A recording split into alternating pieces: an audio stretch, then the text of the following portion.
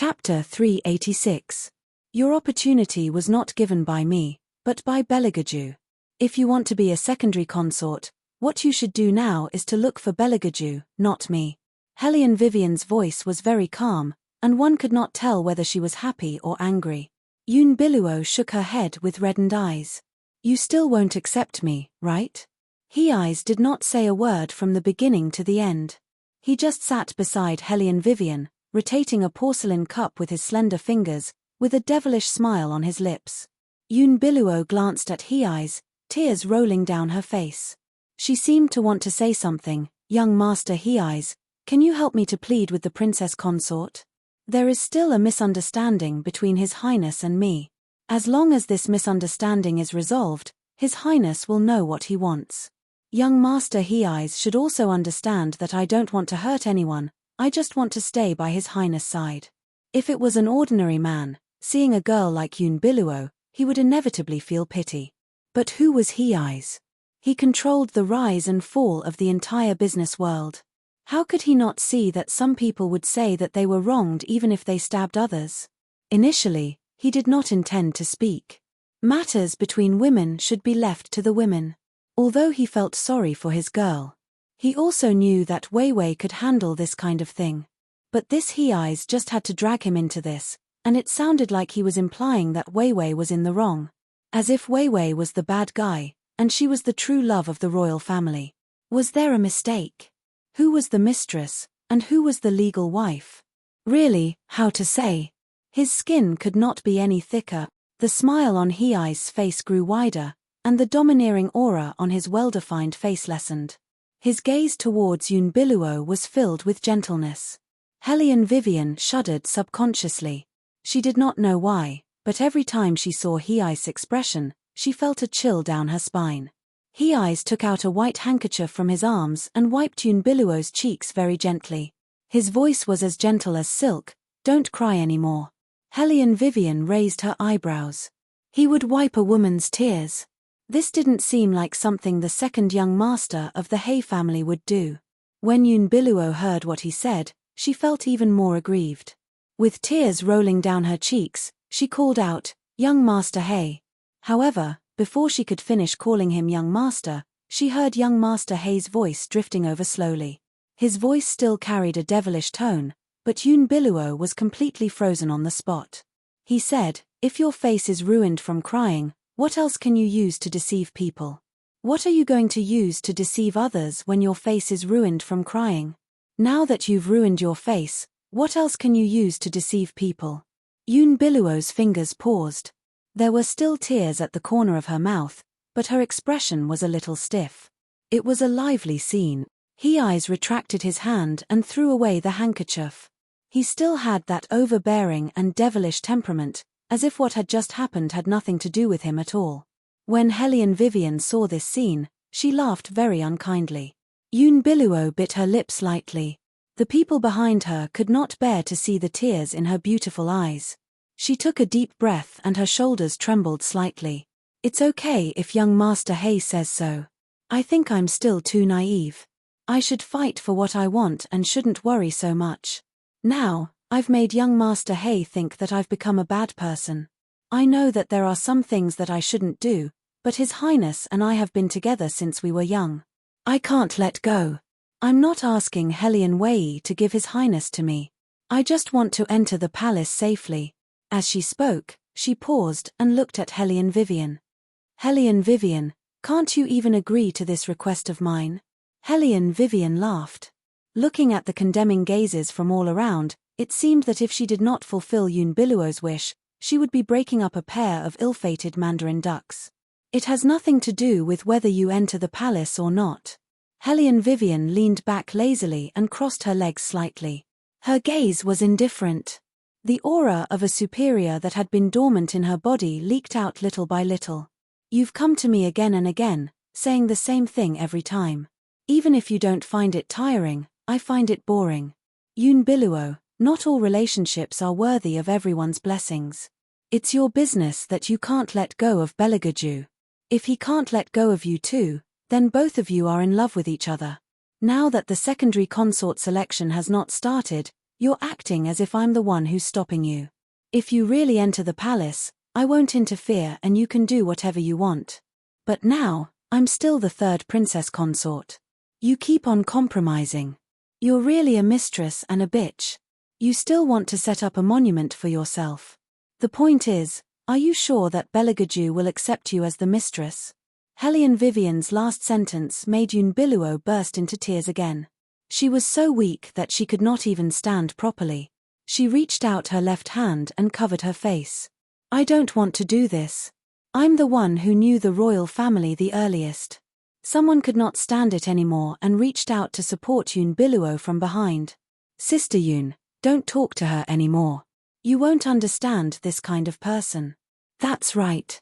The secondary consort selection is about to start. Sister Yun will definitely succeed. As long as the secondary consort is chosen, you won't have to worry about not being able to resolve the misunderstanding after spending a long time together. By then, it will be clear who His Highness really cares about. Since someone isn't willing to accept you, you don't have to worry so much when you become the secondary consort. If His Highness wants to divorce someone, you don't have to plead for that person.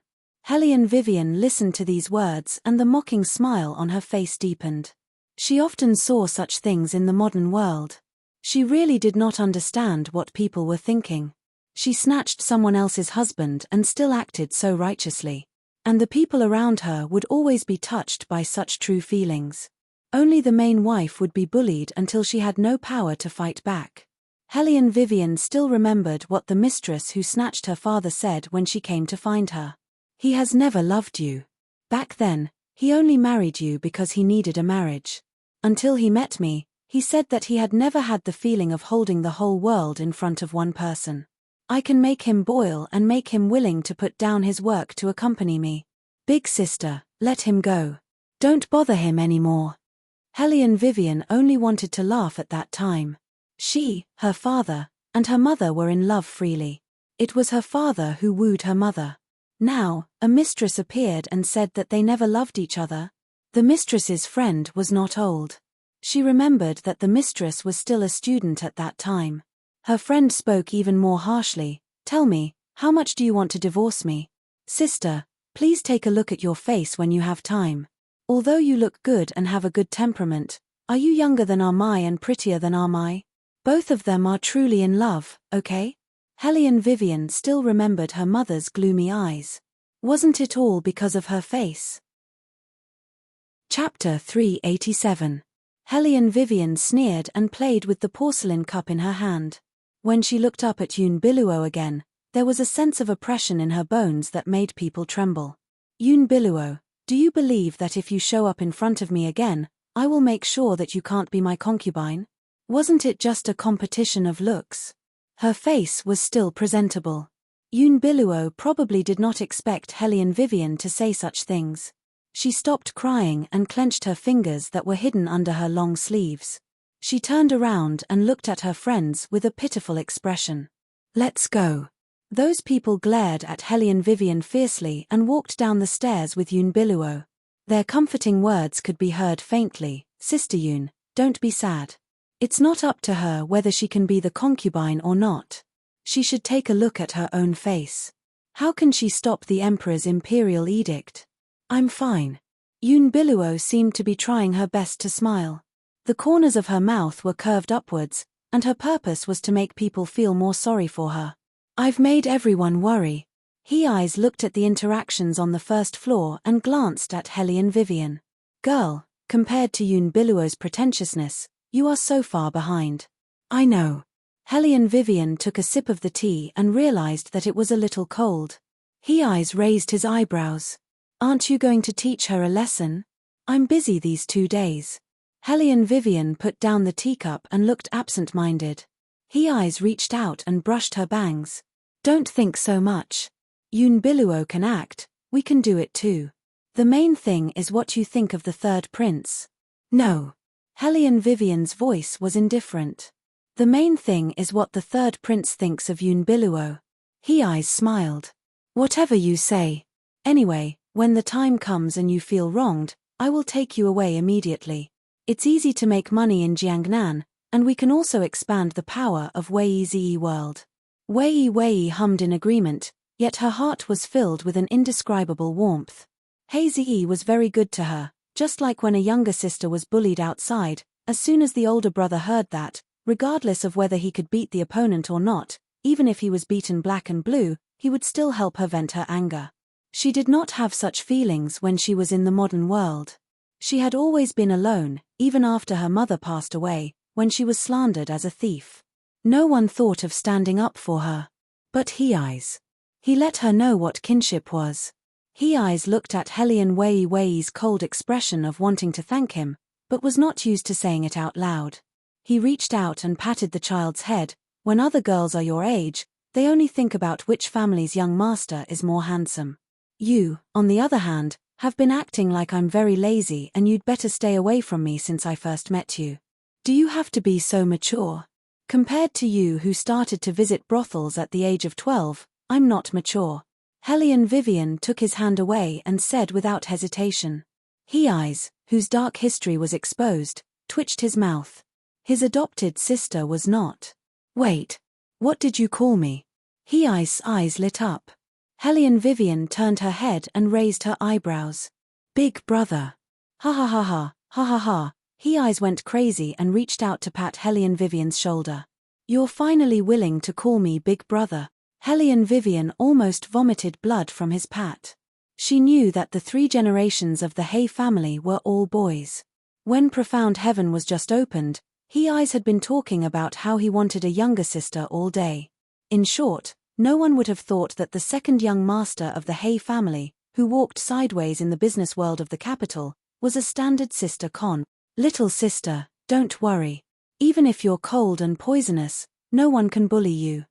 He's felt that the feeling of having a younger sister was simply too great. He pressed Helian Wei's head and rubbed it twice. In the future, he could show off his younger sister outside. First, he had to show off to the old man at home. Helian Vivian saved her head from He's hand. Cold and poisonous? Don't care about these details. He's coughed twice softly.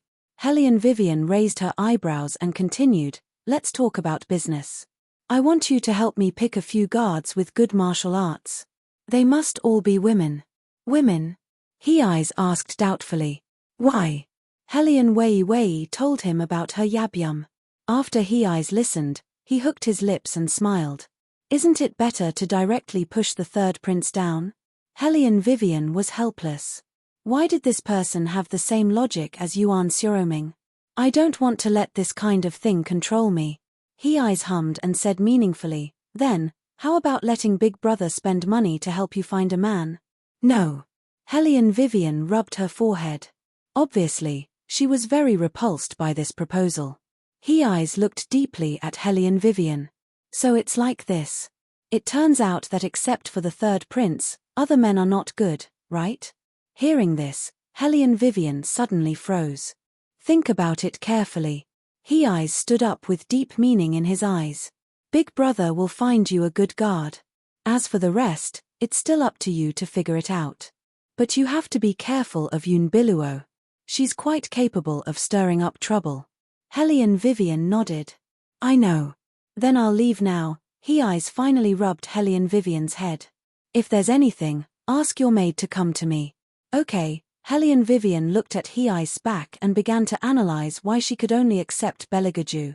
Yuan Ming said wickedly behind her, what's so strange about this? The third prince's appearance is not bad. Your first time was also given to him. Of course, you have other feelings for him. The most important thing now is to collect more of his qi. When he really has other women, his qi will not be as pure as it is now. You make it sound like I'm a succubus who collects men's qi. Helian Wei stood up and didn't continue thinking about that problem. Bailey Jiaju was the heir apparent who was going to inherit the throne. Unless he was willing to give up the beauties in his harem, there was simply no meaning in thinking about this problem right now. Because she longed for freedom more than anyone else. She couldn't stay in the imperial palace and spend her entire life fighting for a man. Coming down from the second floor, the first person Helian Vivian saw was Murong Changfeng. Compared to before, Murong Changfeng now seemed to have a touch of unfathomable gloominess. Helian Wei did not understand what he meant by blocking in front of her. She only raised her eyes to look at him, then walked past him. What's the difference between marrying him and marrying me? Murong Changfeng said coldly behind her. You couldn't stand the ambiguity between Jiao and me, but can you stand Yun Biluo by his side? Chapter 388. Helian Vivian turned around, her eyes filled with sarcasm. What I can't stand is your scum and ingratitude. Murong Changfeng, save it. If you have the time to wander around in front of me, why don't you think about how to climb up? Didn't you kick me away because of this in the past? In your mind, whoever you marry is just a stepping stone on your career path. Murong Changfeng's expression changed when he heard Helian Vivian's words, his fingers clenched so tightly that they made some noises. Then, he laughed mockingly. The third prince doesn't need to marry anyone to climb up, but with your current appearance, how long do you think he'll allow you to stay by his side? You should have expected this when you married him, or else you wouldn't have asked He Eyes to prepare a way out for you. What does our matter have to do with you? Helian Vivian looked at him indifferently, her tone was neither cold nor warm. Don't worry about it. You. Murong Changfeng looked at the back of the figure that he could no longer get close to. Other than anger, there was also emptiness in his chest that could not be filled. Yun Biluo was standing under a locust tree not far from them, the corners of her mouth were slightly upturned. She combined what Helian Vivian said in the tea house with what Murong Changfeng just said. The marriage between Helian Vivian and His Highness was just a deal. So that was it. Yun Biluo's thin lips were half-curved.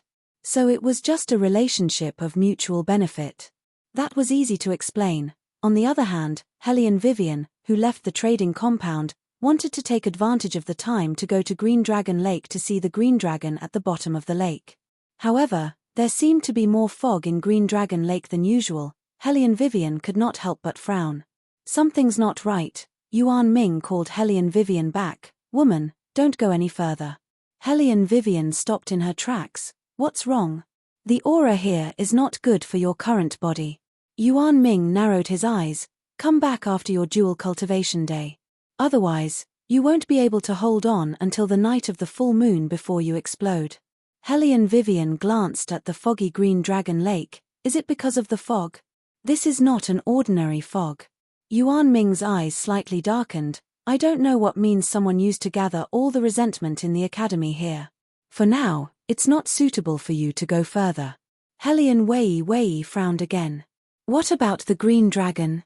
You want to hand it to someone else? Go with the Green Dragon Lake with the full moonses with the full moon nights for him. Then come find the dragon. After the night of the full moon. SS a lots with the Dragon Lake, yes. Well the of the Green Dragon, the of the dragon, the of the. From. Was with. Of TTT. Splash. The lake water churned, creating layers of splashes. While Helian Vivian and Yuan Ming were talking, a carriage stopped in front of the Hay family's bronze gate. Madam, miss, we're here. The coachman opened the curtain. A young girl's figure walked down from the carriage. Her waist-length black hair was combed neatly behind her head. A pair of watery and charming eyes that made a man's heart itch unbearably moved. It seemed that she was thinking of something. And from this young girl's luxurious attire, it wasn't hard to see that this girl's identity was either wealthy or respectable. Although she was covered in a white veil, one could still see that her appearance and silhouette was clearly Helian Jiao, who had fled a few days ago in order to avoid the rumors. The Helian Jiao who had been resting outside for a few days looked much better. Su Yang Mo was standing beside her, supported by her hands. Both mother and daughter were smiling brightly. They had been waiting for this day for a long time. The third prince was finally going to choose a secondary consort. This was great news for them. Helian Vivian, that ugly girl, would definitely lose terribly. Both mother and daughter left the city to let the rumors in the city die down before they came back. However, Su Yang Mo unexpectedly received a piece of shocking news. She had found a clue about the hidden army. Madame Su hesitated for a moment. She waved her hand and signaled for her servant to wait. She adjusted her expression and walked towards the Hay family's residence. May I ask what brings you to the Hay family's residence? The two guards at the entrance turned to look at Madame Sue, who was walking towards them. They frowned slightly.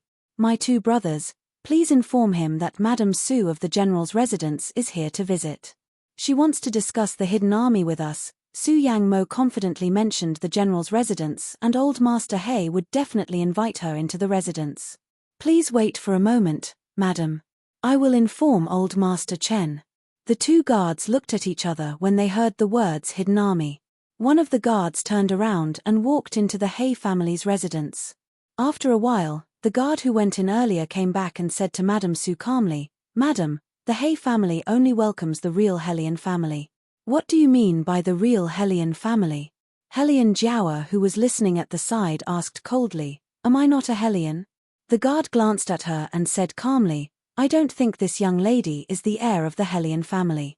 Then I should be qualified to meet the hidden army, right? Hellion Jiaoer could not hold back her anger. The Hellion family will be handed over to my father. I am the heir appointed by my father. When the time comes, even the hidden army will belong to the General's residence again. I should meet them now so that we can get to know each other better. The guard was unmoved. If you want to meet the hidden army, you must show your military residence. As for you, young lady, you don't have a military seal and you are not a real Hellion family member. So, please go back. After that, the guard did not look at Hellion Jiaoer anymore. He looked straight ahead and scanned the surroundings, as if the mother and daughter in front of him did not exist. Su Yang Mo's smiling face was filled with disbelief when she heard the guard's words. According to her idea, she had originally brought Jiaoer to meet the hidden army. Jiaoer's identity as the Phoenix Girl was popular everywhere. Even if she was not, she should be able to meet Old Master Hay. As long as she met Old Master Hay, even if she could not get the hidden army's support, she could at least understand the hidden army's thoughts through him. However, what she did not expect was that Old Master Hay did not give her any face at all. He did not even let her enter the Hay family's main door.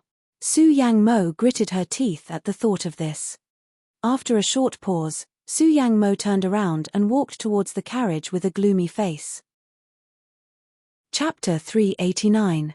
When Su Yang Mo's accompanying maids and coachmen saw her approaching with a gloomy expression, they were so scared that they lowered their heads and did not dare to say a word. This was because these people who served Madame Sue all year round knew that according to Madame Sue's habits, whenever she was in a bad mood, she would definitely find a random target to vent her anger on in this group of people. Madame Sue did not do what everyone thought and instead walked straight into the sedan chair. Return to the residence. Madame Sue sat back in the sedan chair with an unusually cold expression. She gritted her teeth and coldly spat out 2 words from her mouth. When the sedan bearers heard this, they quickly lifted the sedan chair. Hellion Jiaoer clenched her fists unwillingly. Mother, are we going back just like this? We haven't even seen the hidden army yet. Jiaoer, didn't you hear what the guard said just now? If you want to see the hidden army, just being the descendant of the Hellion family is not enough. You must also have the military residence. In the sedan chair, Madame Sue gradually calmed down the anger in her heart. She recalled what the master of the Hay family had asked the guard to tell her and slowly explained to her beloved daughter. Hellion Jiaoer was also smart. With just a few words of advice, her eyes lit up. So you're saying that even if that little bitch Hellion Vivian comes, as long as she doesn't have the military seal, she won't be able to see the hidden army, right? Yes, in order to truly deploy the hidden army, one must have the military seal. So even if that little bastard has the blood of the Hellion family flowing in her veins, it will be useless. Moreover, her actions in the past few years have already disappointed the hidden army. Otherwise, as the only descendant of the Hellion family, the hidden army would have contacted her long ago. However, the truth is that even Old Master Hay doesn't like that little bastard. Haha, even if she can find the hidden army, they might not necessarily listen to that little bastard's orders. Thinking of this, Madame Sue's face no longer had the anger from before. Instead, she smiled more happily than ever. The Hellion Jiaoer also curled her lips and leaned on Su Yang Mo's shoulder. She said happily, Then wouldn't that little bastard Hellion Vivian's last escape route be cut off?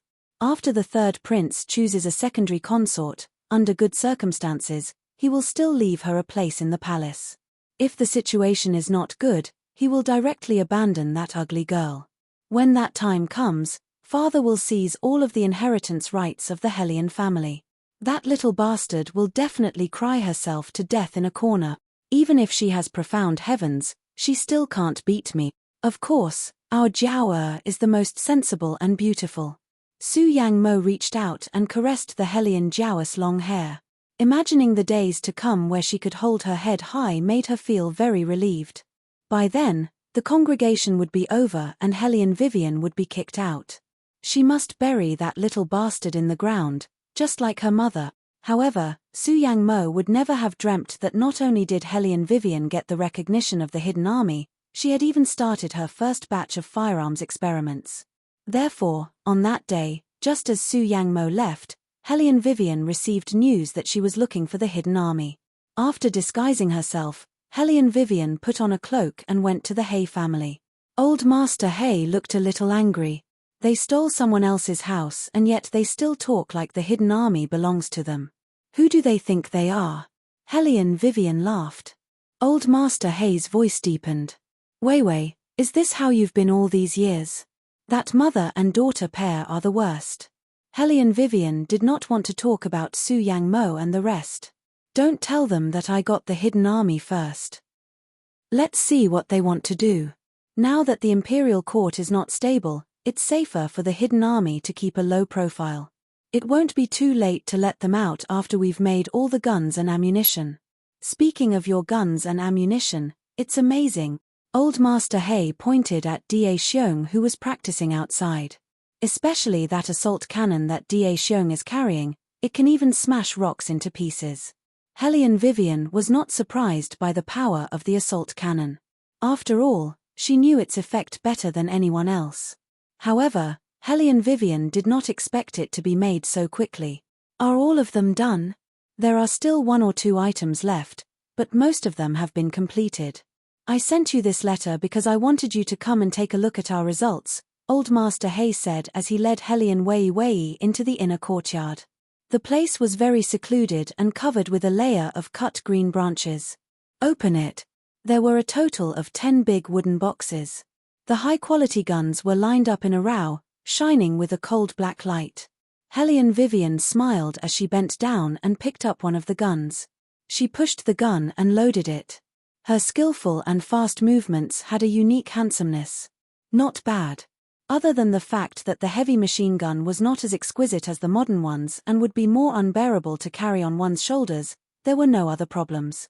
Dressed in military uniform, Kai Yang was standing not far away from her. His eyelids were slightly raised, and his slender legs gave people the feeling that they could crush everything. Hellion Vivian put down the gun in her hand and smiled at him. When Scarlet Flame walked in, his gaze fell on the collar around her neck. His long eyebrows furrowed. What is this strange thing? Hellion Vivian said, Ah. She could not say that the third prince wanted to play a role, so she only said vaguely, it's just a decoration. Using a dog collar as a decoration? When Kai Yang bent down, people could always smell the faint smell of gunpowder on his body. Hellion Vivian took a step back to avoid letting him touch her skin. Kai Yang looked at her, his eyes cold. Did the third prince give it to you? How do you know? Hellion Vivian was puzzled. Kai Yang sneered. Using this method to announce his possession suits his personality very well. You know each other? Hellion Vivian raised her eyebrows. She did not think that they would know each other. Kai Yang's tone was indifferent. We met once or twice in the palace. That person was not easy to get close to when he was young. It must be even more so when he grew up. He could not stand anyone touching his things. You can analyze the third prince's personality after meeting him once or twice. General Kai is indeed amazing. Hellion Vivian bent down and picked up another gun. Possession. So it was not the prey, but the possession. Hellion Vivian looked away. Kai Yang threw her a strange sentence. It's not because I'm amazing, but because I'm also a man. All men had a desire to monopolize. But Su Yang did not intend to tell Hellion Vivian this. Because he was not used to Hellion Vivian now. He even did not want to give her to anyone. But he did not want to ruin other people's relationship. Let's wait. The selection of the secondary consort was about to begin. At that time, if this person wanted to leave, he would take her away. Chapter 390. Your Highness. In the corner of the inferior compound, Yoon Biluo walked out from the shadows. She stared at the figure in front of her with undisguised adoration. Bailey Jiaoju's hands did not stop undoing his sleeves. He looked at her coldly and asked, "Why are you here?" Yoon Biluo bit her thin lips and looked helpless. "I know your Highness is still mad at me. I'm here to remind your Highness that Hellion Vivian doesn't want to stay by your side sincerely. I'm afraid that you'll be hurt." "What's our business got to do with you?"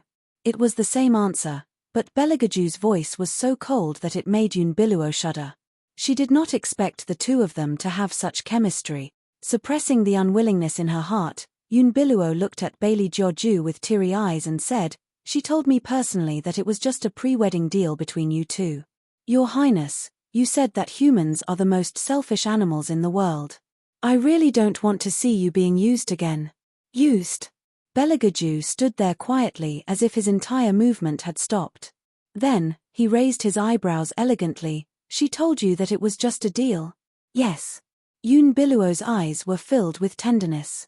She reached out to hug Belegaju. She knew that the man needed comfort the most now. With his long hair covering his eyes, Belegaju smiled deeply. "I don't mind being used by her. You better get out of here before I have the urge to kill." Yoon Biluo was stunned and did not dare to take a step forward. Looking at his golden eyes, she stumbled out of the inferior compound. However, Bailey Jiaoju only looked at his own bleeding finger. Waves of dull pain grew in his chest. To that woman, he was just being used. "Your Highness." Shadow knelt on the ground worriedly. Belegaju calmly retracted his arm and placed it by his side. He glanced at the person on the ground, making his expression invisible. "Follow her." "Yes." Shadow lowered his eyes. He was surprised that His Highness did not trust Miss Yoon. Just a moment ago, he even felt a murderous aura. However, he did not understand why His Highness kept Miss Yoon alive. In the past, he thought that it was because of their old relationship. Now it seemed that His Highness had other things he wanted to know about her. From the moment Hellion Wei Wei entered the room, she felt a little strange. Although the room was completely dark, she could still feel that there seemed to be someone here. Sure enough, when she looked up, she saw the silhouette of a person sitting on the chaise lounge.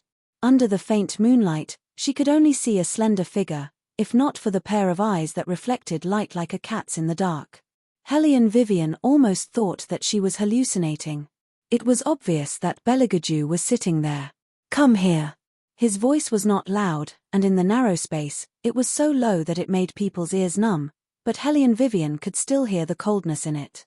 Hellion Vivian turned her head and looked at Qingzhon, who was behind her. "Qingzhon, you can leave first.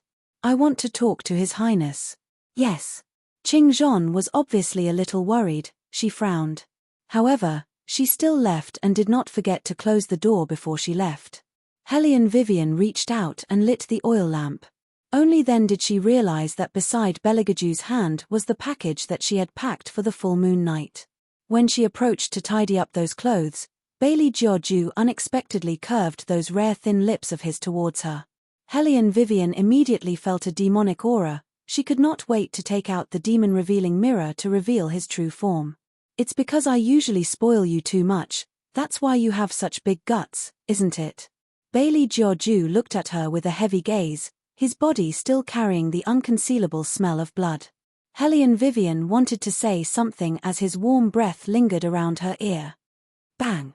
Belegaju pressed her on the table. The candlestick fell to the ground and made a series of clanking sounds. A dangerous aura was approaching, so close that Hellion Vivian could clearly smell the faint mint sandalwood scent on his body. She did not know if it was because he had just woken up. His voice was slightly hoarse. "You really want to leave?" His voice was cold and ruthless. The intoxicating tea fragrance became hot. It was more like some kind of aphrodisiac. Hellion Vivian could only turn her face away. She could not help but feel uncomfortable, especially when Belagaju was close to her. It was as if a fire was burning in her body, roasting her limbs until they were soft, and even her consciousness was gradually blurred. She looked at Belagaju in a daze. She just wanted to maintain her rationality and pretend that nothing was wrong. She was not deliberately trying to be brave, she just did not want him to see her in such a sorry state. "Let go of me first." He glanced at her, and the smile in his eyes gradually disappeared under the dim yellow light. He began to become incomparably cold again. "Why should this king let you go, so that you can leave now and fly away with someone else? Hellion Vivian, to you, am I that easy to use? I used to think that you were stupid, but now..." Hair. A hair was not contained in his words. "I am not using you."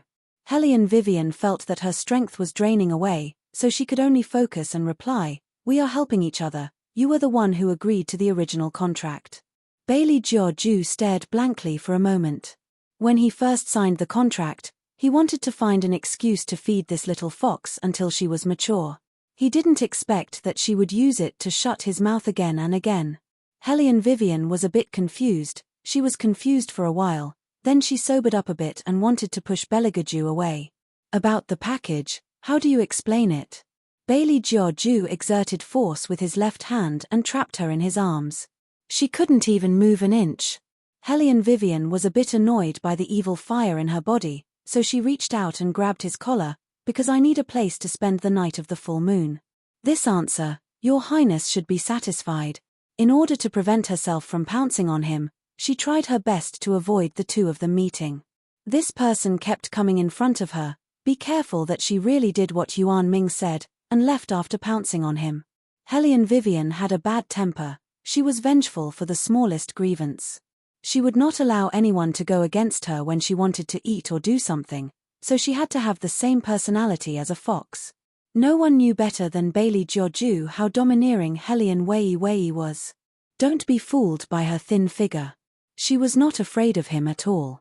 This kind of bad-tempered person, now obediently curled up in his embrace, made Belagaju's chest feel completely suffocated. His fingers rubbed Hellion Vivian's claws, and he smiled dangerously. "Where are you going to spend the night?" Chapter 391. Hellion Vivian didn't know what he wanted to do. The feeling of being trapped in his arms always made her feel unsafe. She just blurted out 5 words. "The hot spring behind the mountain. You want to use the water to lower your temperature. Do you think that the day of jewel cultivation is the same as being drugged? Can you solve it by just soaking in water?" Belagaju looked at the small face in front of him and wondered how he fell in love with such a bad-tempered girl. Not only was her face dark, but she also didn't take him seriously. Thinking of this, Belagaju pinched her waist hard. He only felt that the skin under his palm was delicate and smooth. He couldn't help but touch it a few more times. The corners of his mouth curled up without him noticing. Hellion Vivian trembled and her waist and eyes went soft. But he seemed to be in the mood. He looked like he was teaching a disobedient subordinate. His fingers slid under her clothes. There was a slight friction between the skin and the itch slowly penetrated into the pores.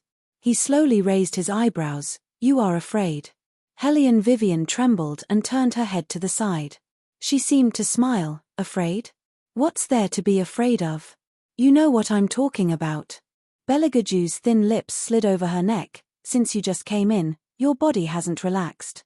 Are you afraid that I will suddenly want you, or are you afraid that you will pounce on me and beg me to do you?" Hellion Vivian was stimulated by his words and her body temperature became hotter. As they rubbed against each other, her body twisted. She hung on Belagaju's body and sat in Belagaju's arms. When she twisted around, she inevitably touched some parts that she shouldn't touch. So, she could only hold on tightly to his clothes.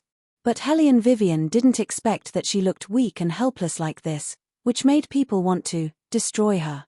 Especially when she pulled open her collar due to the struggle, revealing her fair skin and black collar.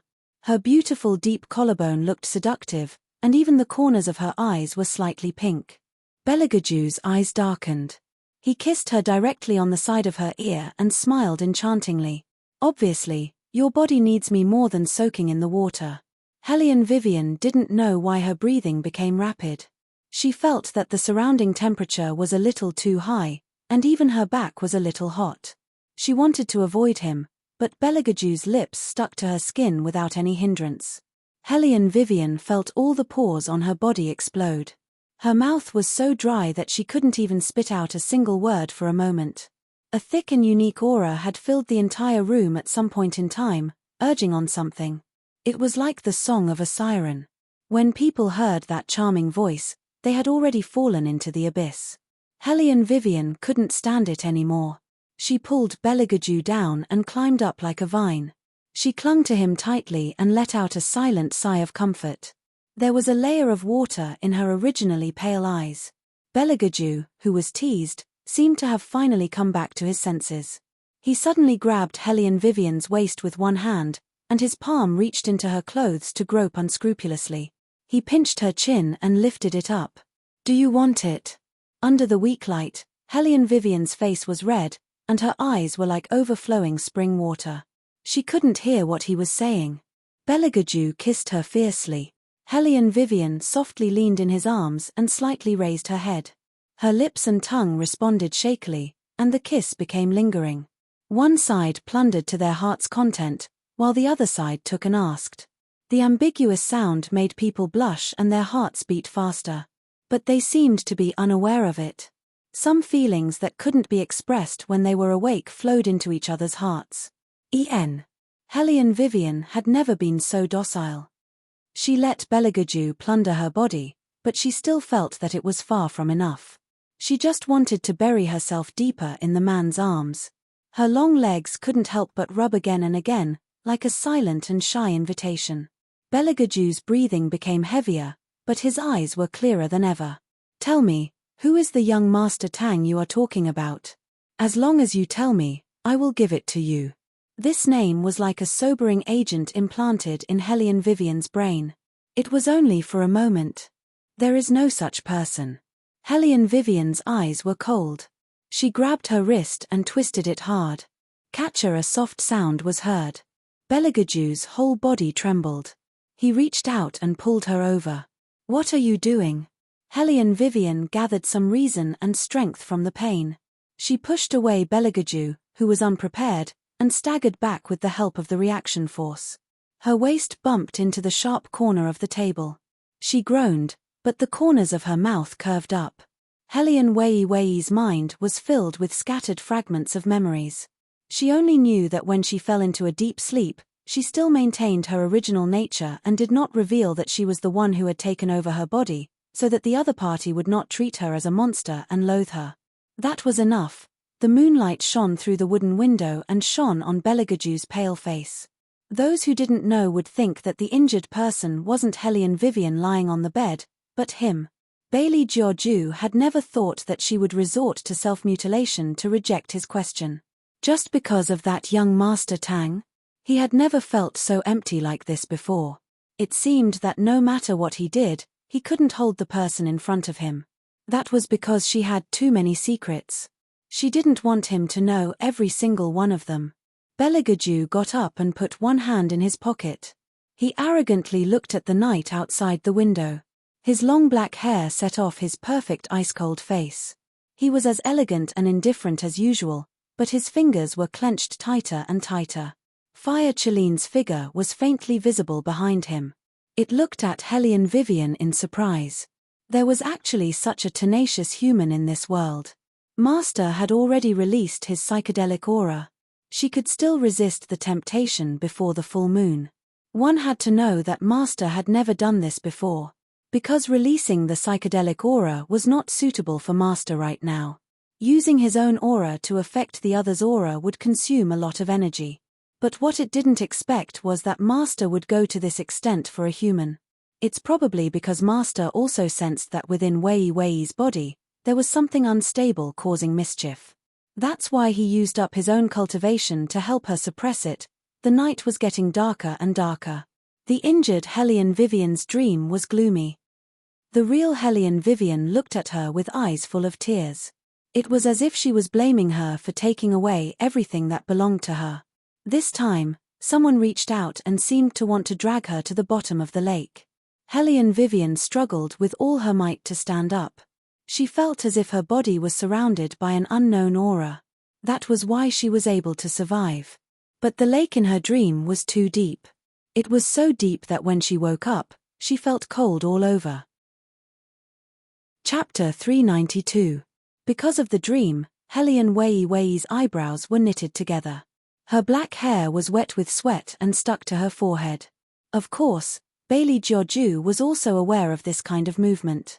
He held her firmly in his arms and kissed her domineeringly, with a sense of punishment as if he was venting his anger. Helene Vivian let out a muffled cry of pain, but he took advantage of the opening to bite her lips. Ooh! Ooh! He seemed to be really angry. Helene Vivian vaguely thought about how the royal family was going to punish her this time. She heard him whisper in her ear, "If you hurt yourself again, I'll take advantage of you when you're unconscious." There was actually a hint of hoarseness in his voice, as if he couldn't get what he wanted. Helene Vivian didn't dare to look at Belegaju's face. Her broken left hand had been fixed in advance. She only tilted her head and wiped the remaining silver strands on the corner of her mouth with the back of her hand. She used so much strength that her skin turned red. "Don't wipe anymore." Belegaju pressed her hand down. The corner of his mouth was a little bitter. Did she dislike his kiss that much? Resentment, jealousy, grievance, and other conflicting feelings spiraled and grew stronger, hitting his chest until it was a little dull. Helene Vivian nodded. She was still a little confused. She didn't understand how she and Belegaju had come to this point. Just as her thoughts were running wild, Helene Vivian heard Belegaju take a deep breath. His long and beautiful eyes opened and his voice was deep. "If you don't want to sleep, then let's do something else." That voice was sexy and hoarse. Helene Vivian only felt a little numb in her ears. She didn't need to think to know what something else was. She covered her head with the quilt and slept very obediently. She didn't want to let him touch her. Belegaju gritted his teeth as he looked at that lazy figure. He was so jealous that he almost bubbled. He almost blurted out a question, but in an instant, he saw Helene Vivian's expression. Her thin lips were pursed and her face was slightly red. She seemed to be a little nervous. Hair. How rare. Even a cunning fox would be nervous. The two of them slept on the same bed. He held her in his arms and rested his chin on the top of her head, but his eyes were full of coldness. When Helene Vivian woke up, the space beside her was already empty, leaving only the dampness of the quilt. She was stunned at first, then she called Qing Zhon over. She heard someone say that His Highness probably went back to the palace to prepare for the selection of the secondary consort. She felt lucky that Belegaju asked him about that person's name yesterday. No one knew that everyone in the Tang sect had gone through a lot of training before joining the Tang sect. Once someone tried to get information about young Master Tang, they would be able to find out who he was. Their bodies would react in the most basic way. Of course. For Helene Vivian, even if there was no such training, she wouldn't say that person's name either. Because in the 21st century, he was the only person she wanted to protect. However, what happened yesterday? Helene Vivian asked Yuan Ming. Didn't you say that there would only be a reaction on the night of the full moon? Yuan Ming laughed evilly. There was a change in the qi.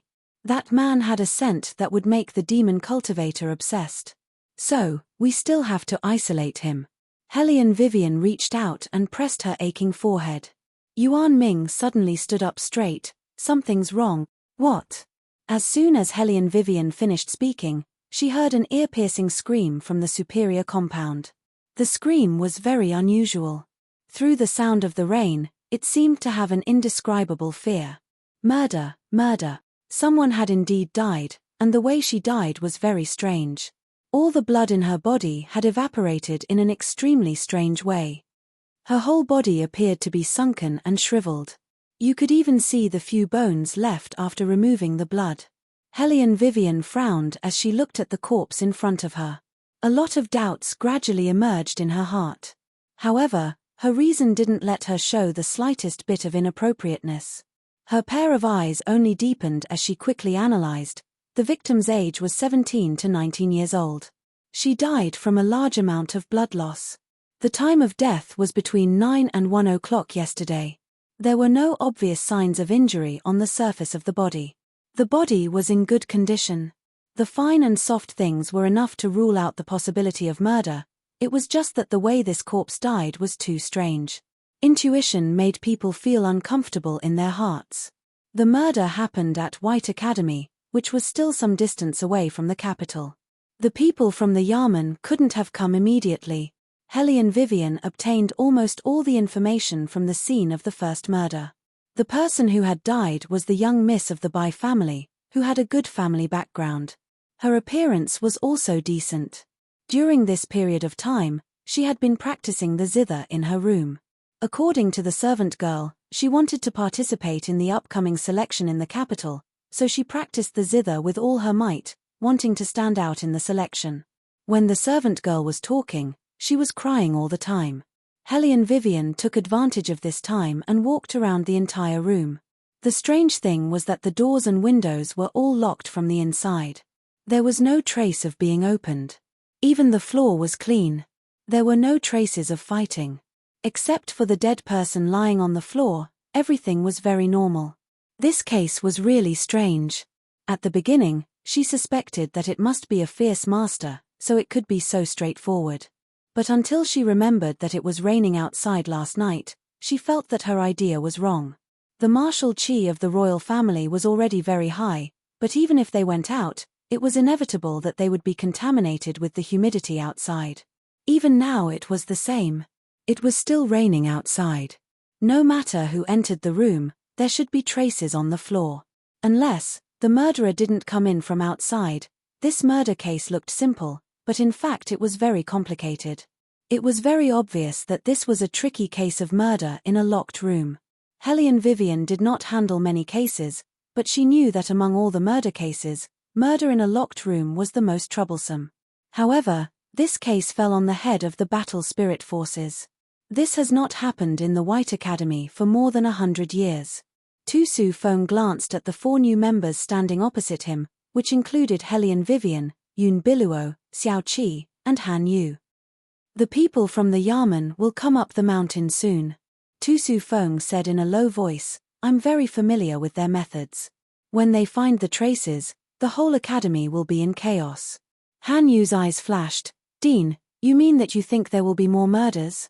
It's very possible. Tu Su Feng's eyes darkened. In order to prevent more people from being killed, you must find the murderer as soon as possible. Also, you can't reveal your identities. Yes. The reply in unison echoed in the underground palace. Helly and Wei furrowed her brows. Chapter 393. I feel that this is not an ordinary murder case. Coming out of the underground palace, Yuan Ming's tone was a lot heavier. Helly and Vivian stopped in her tracks. What do you mean? Do you still remember the fog we saw at Green Dragon Lake last night? Yuan Ming lowered his voice and said, those are all produced from the intertwining of resentment. What the other party wants to do is to destroy the auspicious aura of the White Academy. However, the auspicious aura is not that easy to destroy, unless the other party is able to produce enough resentment in a short period of time. It is very obvious that today's murder case is only the beginning. Following this, there will be more people who will be harmed.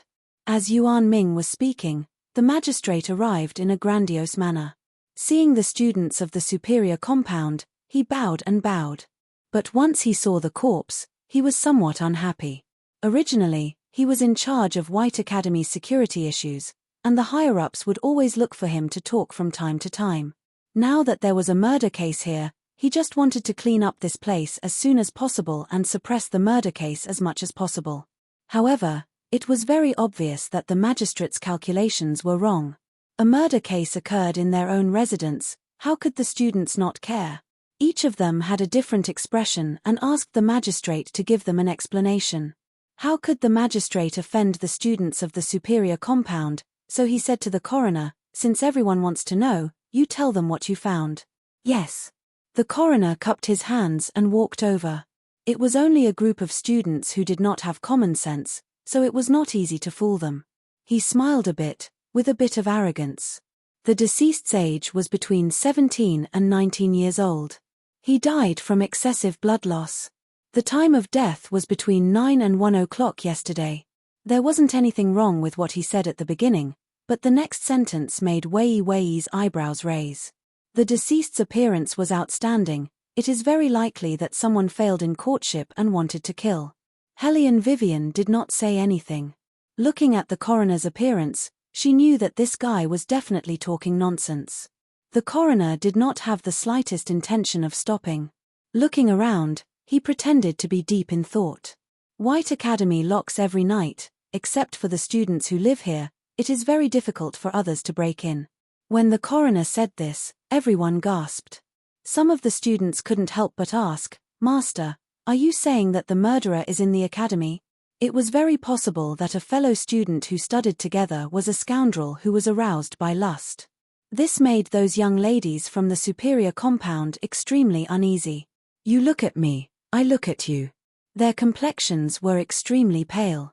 They never would have thought that something like this would happen when the consort selection was just around the corner. The coroner didn't know that his words would cause such a big reaction. He waved his hand and said, "I'm just guessing. We need to continue investigating to know the cause of death. However, we can be sure that the murderer is a man." Helene Vivian didn't want to get involved, but this case had a huge impact. If the coroner made people think that they only needed to be careful of men and didn't need to guard against women, then the students would be led astray. Therefore, she laughed softly. "From what you're saying, this classmate's death must have been due to her beautiful appearance, which led to the fatal disaster." The coroner didn't think that someone would interrupt at this time. He glanced at Helene Vivian and said somewhat impatiently, "Of course. Since you're so sure, this student doesn't understand one thing." Helene Vivian's voice was indifferent. Since someone was aroused by lust, then why wasn't the deceased's clothes damaged in the slightest? The coroner was stunned. Only now did he notice the details that Helene Vivian said. If it was normal times, he wouldn't have noticed it. However, this time, he saw that the master wanted to settle this matter as soon as possible, so he didn't investigate in detail. The coroner didn't recognize Helene Vivian. He only felt that a woman had pointed out his mistake in front of everyone, making him somewhat embarrassed. The students weren't ordinary people who didn't know anything. Now that they heard Helene Vivian's analysis, they all looked at the coroner, waiting for a reasonable explanation. The coroner steadied his mind and said to Helene Vivian, "You don't need to argue with this old man. Once this old man has carefully examined the corpse, the truth will naturally come to light. However, the culprit must be among you all." After he finished speaking, he waved his sleeves and walked to the side of the magistrate. He cupped his hands and said, "My lord, this old man begs you to send more soldiers to the academy. Firstly, they can protect the other students, and secondly, they can prevent the culprit from escaping." "We'll do as the coroner says." The prefectural magistrate waved his hand in satisfaction. He had thought further than the coroner. He did not care whether he could catch the murderer or not, as long as the prince ordered him to keep an eye on the White Academy's movements during this period of time. He could take this opportunity to send more soldiers to the academy. Yuan Ming looked at this scene and his eyes lit up. "Woman, do you want to consider leaving this place?" "Now." Helene Vivian knew that Yuan Ming wouldn't ask her to leave for no reason. She raised an eyebrow and asked, "Why?" Yuan Ming said in a low voice, "This is most likely a burial mound made by the Taoists." Helene Vivian heard Yuan Ming's words and frowned. In ancient times, what was called a burial mound was a large group of graves. In other words, it wasn't as simple as one or two small burial mounds. At least an entire family had to die to qualify. Once the burial mound is started, it can't be stopped. It will only be considered complete when the last person in the array is dead. It's not too late for you to leave now.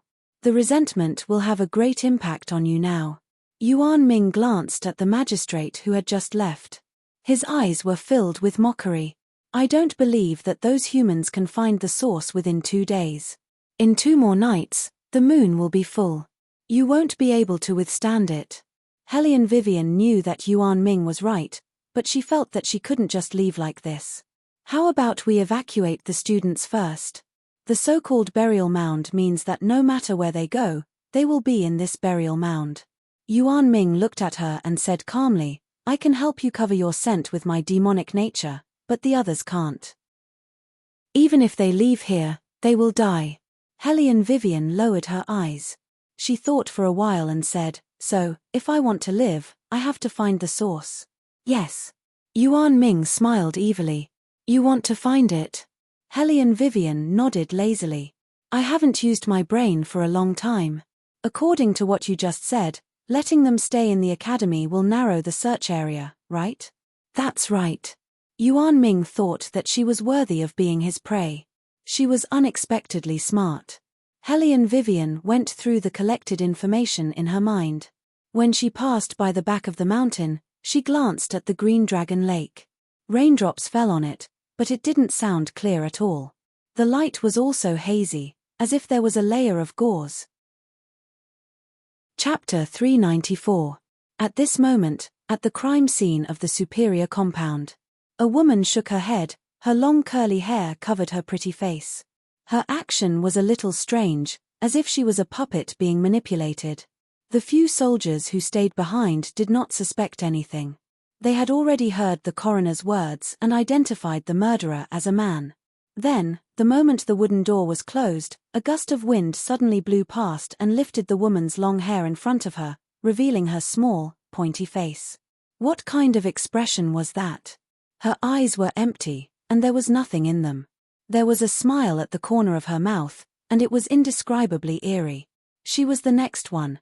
Another person died in the White Academy. In just one day, 2 people had died, and this was under the protection of the soldiers. Like the previous victim, all the blood in this corpse was gone, leaving only the skin and bones. Hellion Vivian squatted down and touched the corpse's sleeve with her fingers. It was still warm. In other words, it was not long since the victim was killed. Your Highness. Not waiting for Hellion Wei to get up, a gentle and soft voice sounded at the side of her ear. Hellion Vivian looked back and saw Yun Biluo talking to Beligaju under the flowering tree. The academy is not safe now, it's better for your highness to go back to the palace. Yun Biluo did not understand why his highness came back when he had already left the academy. Murders kept happening here, it was definitely not safe. After all, his identity was different from others. If an accident happened here, wouldn't it give a chance to those who were eyeing the throne? At this distance, others could not hear what they were talking about. They could only see the side of their faces. Someone said enviously, I heard that Sister Yun and His Highness went to the palace together today. It seems that they are going to reconcile. His Highness is always more patient with Sister Yun than others. The position of secondary consort must be Sister Yun. I'm afraid someone will be anxious. Their voices weren't loud to begin with. It seemed that they were deliberately saying it for Hellion Vivian to hear. But what annoyed them was that Hellion Vivian did not react at all. The faint smile at the corner of his mouth made them even more unwilling. If a woman like Yun Biluo became the 3rd princess consort, they would have nothing to say. But it had to be such an ugly woman. Hellion Vivian ignored the 2 men. Her time was precious. Wait, what was that? Hellion Vivian squatted down and looked at the arm of the deceased. Black spots. Why are you standing here? The Yamen runners who were carrying the corpse were already irritable. Now that they saw a student standing in their way, their tone became even more unfriendly. Hellion Vivian didn't say anything. She quickly stood up. The bailiffs walked forward cursing. Thinking about it, it was really bad luck. Accidents happened one after another, and there was no end to the deaths. When the time came, the Lord would definitely be angry. If the Lord was angry, how could they, as subordinates, live a good life? He didn't know who the culprit was. How could he be so ruthless? According to the autopsy, all the people who died this time had their blood sucked dry for some reason. Although the officials were not gods with profound martial qi, they knew that sucking other people's blood to enhance one's martial qi was a forbidden curse in the divine mainland. No matter who the culprit was, there must be something terrible. The Yamen runners shuddered at the same time.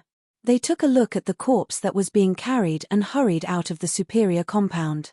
Hellion Wei retracted her gaze from the few Yamen runners and saw Yun Biluo looking at her with a pitiful expression. Miss Wei, Please help me persuade His Highness to return to the palace. I don't have time. Hellion Vivian only gave her 4 words coldly and walked past the 2 of them. She really admired Yunbiluo's shamelessness, haha. From a distance, she could still hear Yunbiluo's gentle coughing voice. Your Highness, I. Bailey Jiaoju did not speak, but his expression became even colder. Even his pair of eyes were suffused with a thick chill. Yunbiluo clenched her fists. She had talked for so long, but it was no match for that woman who walked past him. However, it was also thanks to that woman that His Highness was able to understand her kindness even more.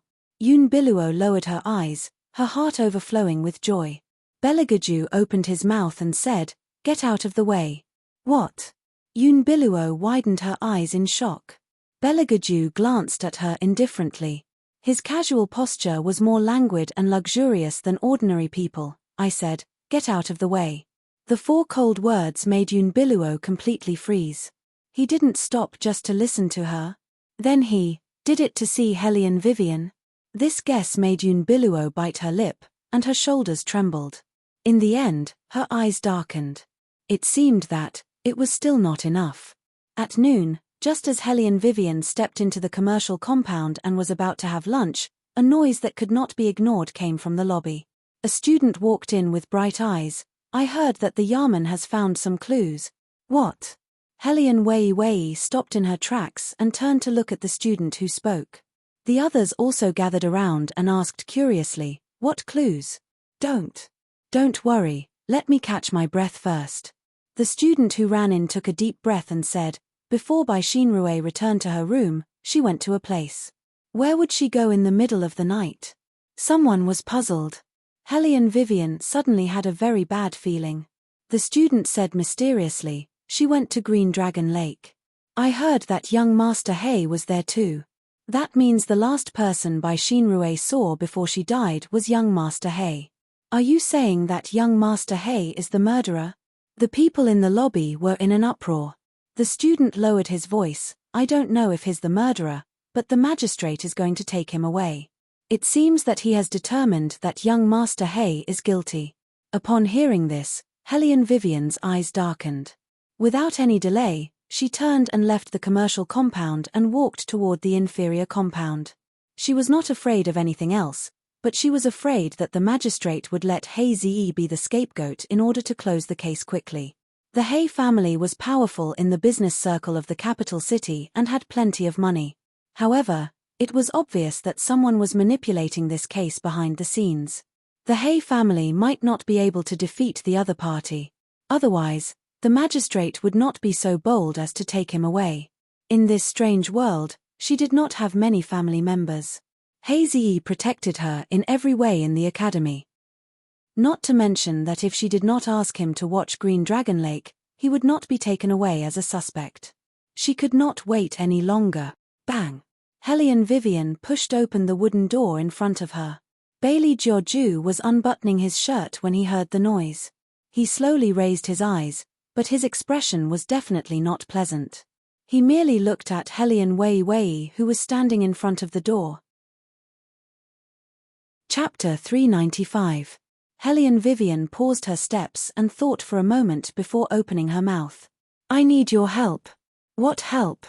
Beligaju's tone was very indifferent, with a trace of coldness compared to usual. Hellion Vivian felt that bringing up this request would be disadvantageous to him, but she could only do so. He Ziyi has been caught as a murderer. That magistrate simply wants to find a scapegoat to settle this matter. There should be someone behind him. If there is no one with a higher status to suppress him, he will definitely continue to be unbridled. Beligaju did not speak, only stopping the movement of his hands. He tilted his head to look at her, his eyes filled with endless iciness. Hellion Vivian recalled that he had warned her countless times not to get too close to He Ziyi, so she inevitably felt a little guilty. "I know that letting you intervene in this matter at White Academy will cause unnecessary trouble, but I can't just watch He Ziyi get caught like this. He is not the murderer. This is the first time you've asked me for help."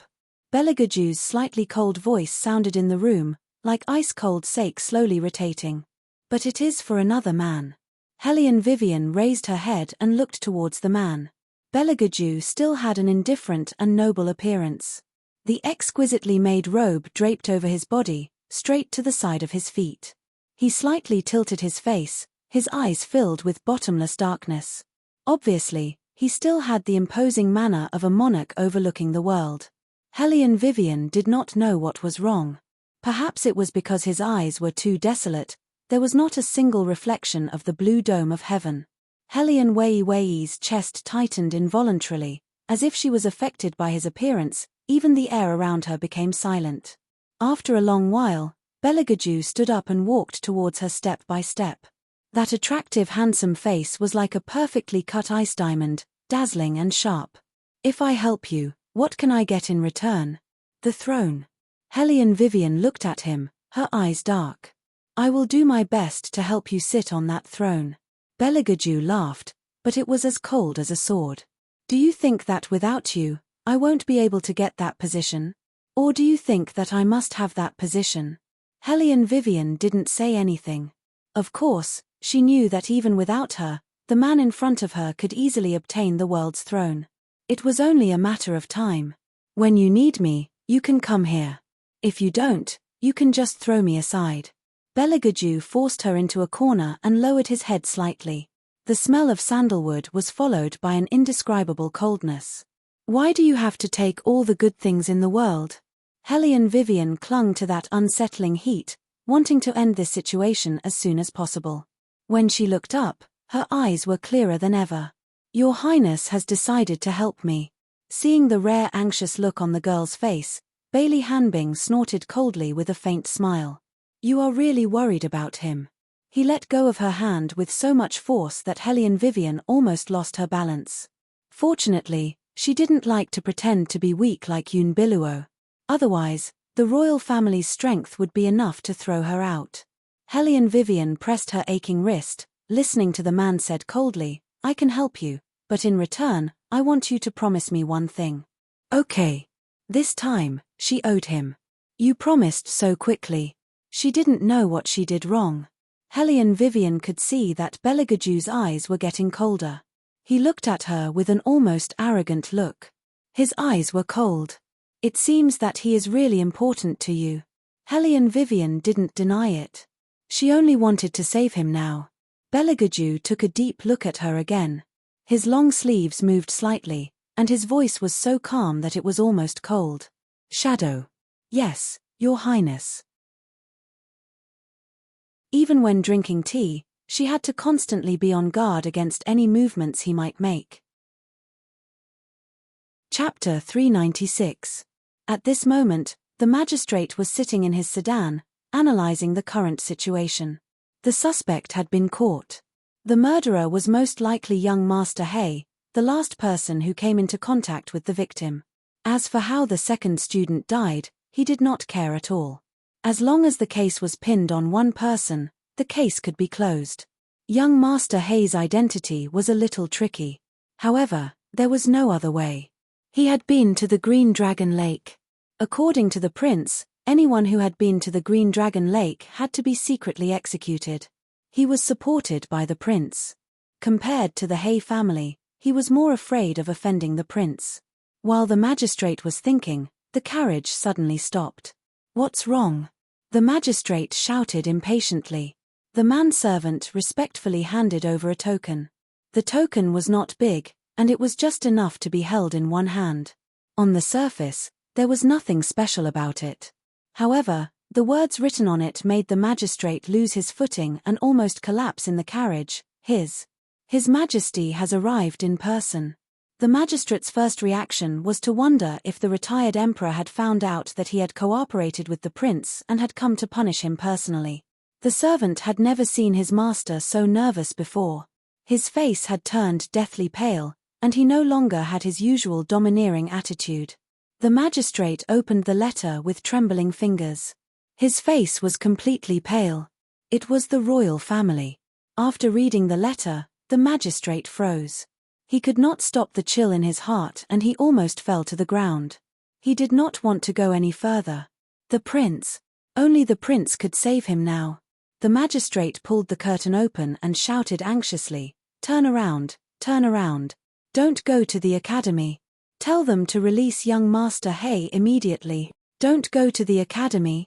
But we finally have a clue for this case. The coroner sitting next to him did not know what was going on. The magistrate gnashed his teeth. Why bother with the case now? I'm afraid I can't even keep my life. Turn around quickly and go to the Murong mansion. Drip, drip, drip. The rain fell on the banana leaves. Apart from Murong Wang, there was also a handsome man in white sitting in the Murong palace. The prefectural magistrate was drenched from head to toe. When he saw the man, he was shocked at first. Then, he handed over the token in his hand. Young master, do you recognize this? The man looked at the token and didn't say anything. He just narrowed his eyes slightly and a deep look flashed across his eyes. King Murong could not stand still. There was fear on his face, but there was also a viciousness that could not be concealed. This is the third prince's token. Yes, this lowly official entered the White Academy to handle a case this time. It seems that I have offended him and caught someone who shouldn't be caught. With the means of the royal family, they will definitely know that I didn't have the emperor's permission and cooperated with the prince to privately transfer the officers and soldiers of the Ministry of Appointment. Your Highness, you must save me, Your Highness. After confirming that it was a member of the royal family, the magistrate panicked even more. Don't worry, I will protect you. Emperor Murong patted the magistrate's shoulder. The fifth prince will remember your kindness. The magistrate wiped the sweat on his forehead and smiled in relief. He knew that all these years of offerings would not be in vain. The fifth prince was different from the third prince. Although he was young, he always knew how to be an official and to be in a position of power. If everyone was as conceited as the third prince, how could this network of connections be opened? That was why when King Murong intentionally or unintentionally hinted at him, he chose to stand on the fifth prince's side. Then, this lowly official will thank your highness first. The magistrate kowtowed. King Murong helped him up and said, go back first and wait for my order. Don't be too anxious. Yes. The magistrate retreated respectfully. King Murong narrowed his eyes and looked at the magistrate's back. The corner of his mouth lifted in satisfaction. So what if the third prince's talent is extraordinary? Without the support of his relatives, no matter how amazing his martial chi and talent are, he will not be able to break the situation of officials protecting each other. The rules passed down by the ancestors were to be obeyed. The third prince's faction was just wishful thinking. It was like hitting a rock with an egg. However, at this moment, the other side was in full swing. He still needed his master to make a decision for him. Because as the magistrate had said, if someone found out that he was trying to mobilize the capital's imperial guards, he would face the great crime of being beheaded. Master, what do you think I should do now? The man gently turned the cup in his palm and took a sip. He said casually, since your highness is ready to do it, why don't you take advantage of this opportunity to finish it? King Murong paused. He looked at the man in disbelief. Young master, you mean? What I mean is not important. The key is what your highness thinks. The man lowered his voice. The eerie wind blew into Quan Zhengji's ears. If the third prince is no longer around, your highness and the crown prince will be safe and sound. What do you think, your highness? Hearing this, King Murong understood. His master was asking him to take advantage of this opportunity to get rid of the third prince. King Murong shuddered and almost spilled the tea in his hand. The man held his hand at the right time and smiled. Your highness, why are you panicking? How many people know about what happened to the third prince in the academy? No one knows that you're going to send troops. Even if they know, they're only going to solve a case. As long as it's done cleanly, not only will the empress be released from the cold palace, even the fifth prince will inherit the throne in the future. You're right, master. King Murong did not wait for the man to finish. He said in a sinister voice, a great man must be ruthless. If it wasn't for the third prince, his younger brother would not have been caught and his younger sister would not have been banished to the cold palace. As long as the third prince was alive, his nephew would not be able to ascend the throne. Why don't I just kill him? As long as he did it cleanly, no one would know. However, the third prince's martial chi was invincible. He had no idea how to take down such a master. The man took a sip of tea and decided to help him to the end. Every year, the military department will have a military exercise. It's normal to exercise at the foot of the mountain. No one will suspect why Your Highness chose to exercise at Green Dragon Mountain. When the time comes, Your Highness just needs to cut off the connection between the White Academy and the outside world. With the help of the magistrate, you can directly encircle and annihilate the White Academy. Isn't it easy to kill the third prince? That's right.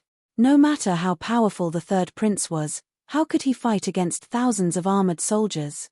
In addition, he could ask the magistrate to poison the water in the well. When the time comes, wouldn't it be easy to kill him? King Murong finally made up his mind. Since he was going to do it, he must make it so that the third prince could not escape. Chapter 397. Rumble. Thunder rumbled. It was only noon, but the sky outside was grey and gloomy. Hellion Vivian did not stay at Belegaju's for long, because she still had things to do. According to Yuan Ming, the Dead Man Mound was an evil formation built by piling up corpses. Since it needed corpses, there would definitely be people who would continue to die. What she needed to do now was to gather everyone together and not let them be alone. Because once they were alone, it would give the murderer a chance to attack. Therefore, as soon as Wei Wei left the inferior compound, the first thing she had to do was to let Tu Su Feng give the order to have all the students gather together. Those ladies from the superior compound were the hardest to please. They could not stand the rainy weather and had to stay in the stuffy tea-house lobby with everyone else. What's wrong with the dean? Why did he listen to that ugly woman? Who knows, Sister Yun? Do you think it's meaningful for her to let us gather like this? Yun Biluo shook her head and coughed twice, looking like she was suffocated. This made the dissatisfied voices around them even louder. Wei Wei swept a glance at those few people who were full of complaints and suddenly smiled devilishly. Previously, teacher also said that the murderer is inside White Academy. Based on the current situation, whoever is alone, it will attack that person. Now, the reason for gathering everyone here is very simple. It is to prevent the murderer from continuing his attack. If any of you are not afraid of death, you can leave. Just this one sentence made those young ladies shut their mouths completely. They looked at each other and coughed softly. They no longer said anything about leaving. Oh, humans are really afraid of death. Yuan Ming looked at the lobby and sneered sarcastically. Hellion Vivian tapped her leg with her fingers. This was a common action when she was thinking. As long as the effect is achieved, the range is smaller. That person should be in the middle of them. That was right. This was Hellion Vivian's real purpose. In order not to alert the enemy, Hellion Vivian deliberately said that to prevent the murderer from attacking. In fact, that was only a very small part of it. More importantly, they couldn't always wait until the murderer came to them before they realized it. They had to fight back and hunt. I've seen the corpses, Hellion Vivian said as she walked towards the group of students. Both of them have black spots on their bodies. I keep feeling that something is wrong. Yuan Ming frowned. What do you mean? Just as Hellion Vivian was about to speak, Hazy E was brought back, followed by 2 Yamen runners. He looked calm and stood in the hall with an outstanding temperament. He did not look like a prisoner who had been taken away, but more like someone who had just gone out for a walk. Hellion Vivian looked at him from left to right. After confirming that he was not injured, she said, I have something to ask you. He eyes raised his good-looking eyebrows and glanced at the Yamen runner who left. He lowered his voice and asked, is it related to this case? Hellion Vivian's eyes flashed. How do you know? Because I did see something that day. He eyes narrowed his eyes. The reason why the magistrate wanted to take me away is probably because of this. Let's sit down and talk. Okay. Hellion Wei Wei nodded, but when she raised her eyes, she saw a silhouette standing outside the door. Wearing pure white clothes, he exuded an ascetic demonic charm, not a trace of emotion leaked out. He only looked at her indifferently, the light in his eyes was as cold as ice. Little Seven was also there, but he was sitting in the tea house, stupidly eating the meat bun in his hand. He felt that there was nothing more delightful than having food, so he didn't notice the strange atmosphere between his third brother and third sister-in-law. Beligaju only glanced at Hellion Vivian, then walked past the tea house and back to the inferior compound. Hellion Wei was somewhat dazed by his gaze. However, she remembered that Haze might have important clues, so she didn't worry too much. Once she sat down, she lowered her voice and asked, "What did you actually see that day?" Someone in the White Academy was in contact with evil beasts. He eyes glanced at the students on the first floor. Although it was far away and I couldn't see it clearly, there was definitely the aura of a demon beast beside the Green Dragon Lake that day. That's not what I want to say. What I want to say is that the young lady of the Bai family who died was very strange. Hellion Vivian raised her eyebrows. How strange. That night, she didn't notice me, but I saw her. He eyes frowned and tried hard to recall. She walked back and forth by the Green Dragon Lake. She seemed to be talking to herself, but at the same time, she seemed to be talking to something. But that day, there was no one else beside the Green Dragon Lake except her. Hearing this, Hellion Vivian's heart skipped a beat. She looked at He eyes and her eyes darkened. I know what happened. What happened? He eyes still did not understand. Hellion Vivian went downstairs and said, the murderer of these murders was not someone else, but the victims themselves. Because there was a dirty thing possessing their bodies, that's why there was a murder in a locked room. In fact, that thing would change its target and throw away their bodies after absorbing all their resentment. We must find that thing, or else it would be useless even if the people died and it didn't die. That's easy for you to say. He eyes looked at the hundreds of people in front of him. How do we find it? How do we know who has that thing? Hellion Vivian narrowed her eyes and glanced around the floor. Suddenly, she thought of something. Look at the shadow. The possessed person will have one more shadow than the average person. He eyes smiled playfully. How did his adopted sister develop such a brain? How could she be so smart? Hellion Vivian was right. Looking at the shadow was the fastest way to find the demon-transforming beast. Unfortunately, before they started to search, a teacher said. One of the students fainted because it was too hot here, so he went to the private room on the second floor to rest. Resting alone at this time? Hellion Vivian did not think that anyone would be so daring. She suddenly frowned and ran directly to the second floor. At this moment, a faint noise came from the depths of the corridor. Hellion Vivian's face froze and walked toward that direction. The sound seemed to be coming from the private room, accompanied by the sound of raindrops, reverberating intermittently. Hellion Vivian leaned against the wooden door and turned around abruptly. Her phoenix-like eyes scanned every inch of the private room. No one. Hellion Vivian looked at the open window again. The window was facing the direction where Beligaju had just left. Chapter 398. There was a loud bang. The loud noise interrupted Ying's report. Beligaju, who was sitting on the wooden chair, glanced out of the window and ordered casually, "Continue." Ying lowered his eyes and said, "There is nothing else." The magistrate released them without any hesitation. Beligaju's face was expressionless as he listened to Ying's report. He paused and asked, "Where did the magistrate go after releasing them?" Ying did not expect his master to ask this question. He was stunned for a moment before he replied, "I think he went to Prince Murong's mansion." "Is Prince Murong also the one who led the guards to put on a show?" Beligaju stopped drinking tea. Ying answered, "Yes." Upon hearing this, Beligaju's eyes darkened. Ying could not guess what his master was thinking. He just continued to kneel and listen to his master's orders. After a while, Bailey Jiaoju picked up his pen and wrote a letter. Even though it was a letter, it was only a few words: "Send it to the military camp." The cold tone of the voice made Shadow realize that this letter was not an ordinary one. "Yes, sir," he replied solemnly. Then he jumped out of the wooden window. But he did not know that the person standing outside was the one who wanted to kill the third prince. Bang, bang, bang. The sound of knocking came from outside the door. Beligaju was the only one left in the room. He put down the book in his hand and walked over. His face was still cold, without any warmth. The door was opened. There was a person he did not know standing outside. But judging by his clothes, he was indeed a student of the academy. The student laughed, but the curve of his mouth was a bit abnormal. "Why are you still in the room? Someone died at the superior compound again. The dean told everyone to gather at the tea house. Hurry up and come with me." As the student spoke, he reached out to grab Bailey Georgiou. However, Bailey Georgiou evaded his hand without a trace. Obviously, he did not expect there to be such an uninteresting person. The student paused.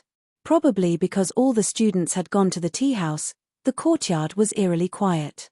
Only the heavy footsteps and rapid heartbeats could be heard. Occasionally, there was the sound of the wind blowing. Both of them did not speak. Obviously, Bailey Georgiou had no intention of following the other party. Gradually, the student lost his patience. He slowly raised his head and smiled strangely. "You're so troublesome. Since you don't want to follow me, I can only solve it here." "Solve what?" "Solve you." Belagajou looked at the rain outside. It was raining non-stop. Compared to the student in front of him, he cared more about whether he would be wet. Even though he was a demon, he was still frustrated by his attitude. The student tilted his head and took off the hat on his head, revealing a pale face. His black hair fluttered in the absence of wind, giving him a sinister look.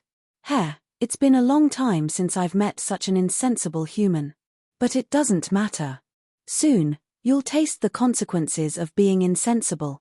Is that so?" Belagajou's voice was very indifferent, with a special kind of absent-mindedness. It was as if he did not care about the student at all. The student maintained the sinister smile on his face, but he was a little surprised. This human seemed to be different from the one he had met before. When ordinary people saw him like this, they would kneel on the ground and beg him to spare their lives. Forget it, this stupid human must have not realized how terrifying he was. The student clenched his teeth, and black smoke spread from his body to the surroundings. His face had no nose and no mouth, only an empty mouth. However, Bailey Georgiou only held his forehead and smiled. His eyes were ice cold. "Before you eat people, have you ever thought that there's something called bait in this world? You dare to touch bait? Ha!" The moment Belagajou looked up, the student took a big step back. He looked at the man in front of him in disbelief. You, who are you?" Impossible, he was definitely not that person. If he was that person, how could he not see through him? And this burial mound? He must have broken through it a long time ago. But why were his eyes? Belagajou did not speak. He looked down at the student from above. His white teeth were slightly exposed, and he was as handsome as a god. He slowly walked towards the student. His white clothes wrapped around his slender figure, revealing a cold, murderous aura. When the student saw him, he wanted to run away immediately. However, the man pulled him out of his body with his bare hands. This time, the demon-transforming beast was completely flustered. It tried to find a way to get into the fog. At the very least, it had to tell its master that the man might be back. However, before it could even take a step forward, a blazing heat spread throughout its body. It was a pain that came from the depths of its blood, spreading to its entire body. When Hellion Vivian walked up, she saw such a scene. The man's hands were stained with blood. His black curly hair fluttered to his waist. He was like a god in the dark. He was so handsome that one could not take their eyes off him. There was a deep sense of mockery in his eyes. That wild aura and the seductive corners of his mouth made even the magical beasts hidden deep in the academy tremble and be captivated by him. Under the light, his face was almost perfect. It was naturally cold. However, Belagajou did not expect Hellion Vivian to walk up at this moment. He put his hands behind his back as if he was trying to hide something. How ridiculous. He, who had always regarded the world as nothing, was actually concerned about how others looked at him. That was right. He did not want his prey to see his bloodthirsty look. "Are you okay?" A clear voice came into his ears. Because she was running too fast, she seemed to be worried. Belagajou looked at Hellion Vivian. The hostility in his eyes faded away. He wondered how much she had seen just now. However, that person started to touch it. She touched it left and right. Then, she raised her head. Her face was full of seriousness. Do you have time to learn from each other? To be honest, when she saw His Highness's posture just now, she really wanted to fight with him. She wanted to see where his limit was. How did he crush a magical beast with his bare hands? Bailey Jiu smirked. Ordinary people would have thought of him as a monster if they saw his killing skills. She was the only one who wanted to fight with him from time to time. Sure. Belegaju's voice was calm. What do you want to bet? Hellion Vivian, anything. As long as His Highness was willing to fight with her. Belegaju looked at her. As if he thought of something, evil appeared in his eyes. Then the loser will warm the bed. Chapter 399. Warm the bed. Hellion Vivian instinctively felt that something was not right. After all, she had been tricked by someone's words. For example, the obligation of husband and wife. Come to think of it, the definition of warming the bed was, if she won, he would warm the bed for her. If she lost, she would warm the bed for him. Was there a difference between winning and losing? Hellion Vivian was speechless. Therefore, when His Highness agreed to fight with her, it was a trap for her to fall into. Hellion Vivian raised her eyebrows slightly. She crossed her arms and glanced at the man beside her. She saw that on that noble and flawless face, there was still a wicked and wanton arc. When the sun shone on it, it was like the shards of a diamond. Every part of it was just the right amount of handsomeness. When his thin lips pressed closer, he directly pressed them behind her ear. What? Are you going back on your words? Hellion Vivian trembled. She did not say anything. Yuan Ming's voice rang out, the formation has been broken. The person who set up the formation should still be at Green Dragon Lake. Don't flirt with your man for now. Hurry up and go to Green Dragon Lake to see who is controlling the formation. Hellion Vivian did not bother to correct Yuan Ming. She jumped out of the wooden window and flew toward Green Dragon Lake. Belegaju retracted his finger. His eyes fell on the evil beast on the ground. He stepped on it casually with his left foot. Puff. Beside Green Dragon Lake, the little one with the gourd on his back was in pain. Black blood flowed out from the corner of his mouth. Master, the demon-transforming beast seems to have been killed. That person's spiritual power was too strong. Before I could react, I know. The man reached out and patted the little one's head. There was a comforting warmth in his voice. The dead man burial ground is no more. There is still the slaughtering of the courtyard. Emperor Murong's army should be here soon. However, we can't stay here any longer. Let's go now. As he said that, the man opened the paper umbrella in his palm and walked into the thick mist. Hellion Vivian, who had rushed over, only had time to see a blurry figure. Without any hesitation, Hellion Vivian struck with her left hand. A swoosh was heard.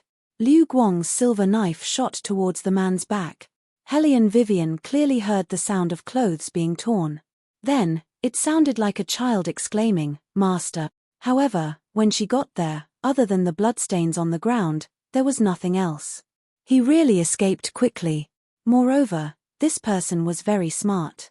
Originally, she had stabbed him because she wanted to use the bloodstains to determine his location.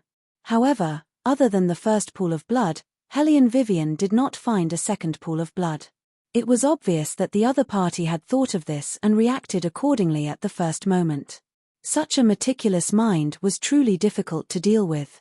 With your current cultivation, you won't be able to deal with that person. Yuan Ming's figure floated up, his eyes looking at the gradually dissipating mist on the lake. His formation was just broken, his body is a bit weak. Under normal circumstances, if you were to fight face to face, woman, your chances of winning are very low. Hellion Vivian picked up the silver knife that had fallen on the ground and put it back behind her waist. Her movements were handsome. I really want to see what kind of person he is. You'd better not see him. Yuan Ming rubbed his aching temples and curved his thin lips. However, to be able to hurt such a person, woman, you're already very abnormal. I think he thought of dodging, but he didn't expect your knife to be so fast. Hellion Vivian smiled and did not continue speaking. At this moment, the sound of footsteps could be heard from outside. The sound was too loud, It was hard to ignore it. Hellion Vivian reached out and grabbed a classmate who ran out, asking in a low voice, "What's going on?" That student shook his head, looking confused. "It's the prefectural magistrate. The prefectural magistrate is here with his soldiers."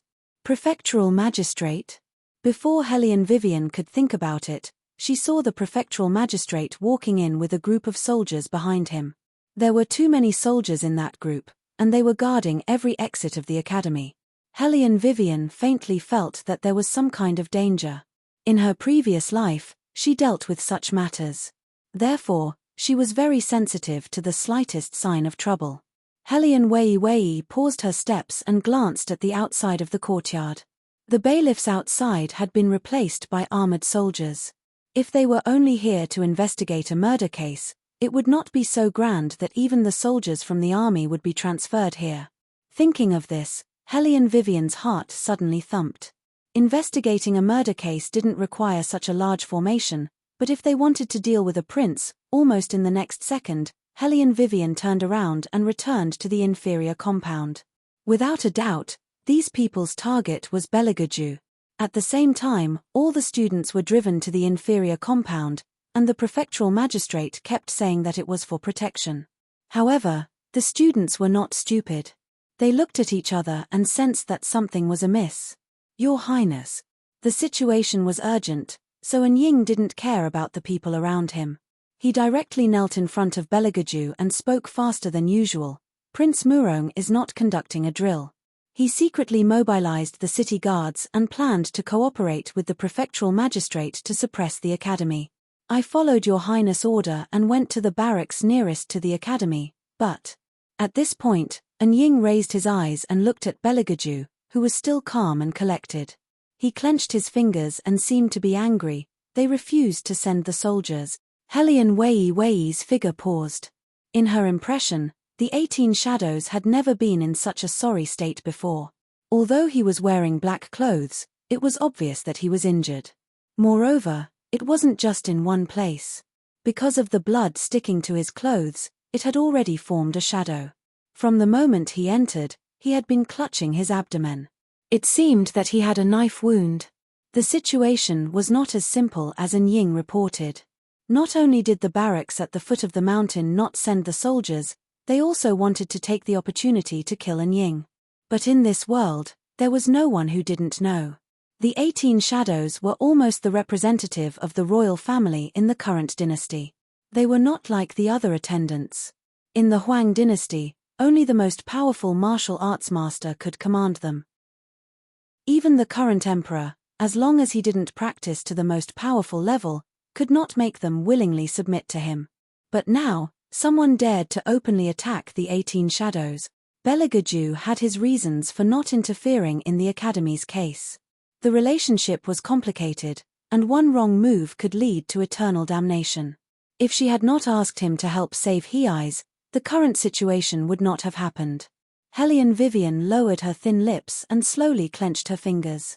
Yun Biluo glanced at her, and her eyes gradually lit up. Chapter 400. She walked to a deserted corner.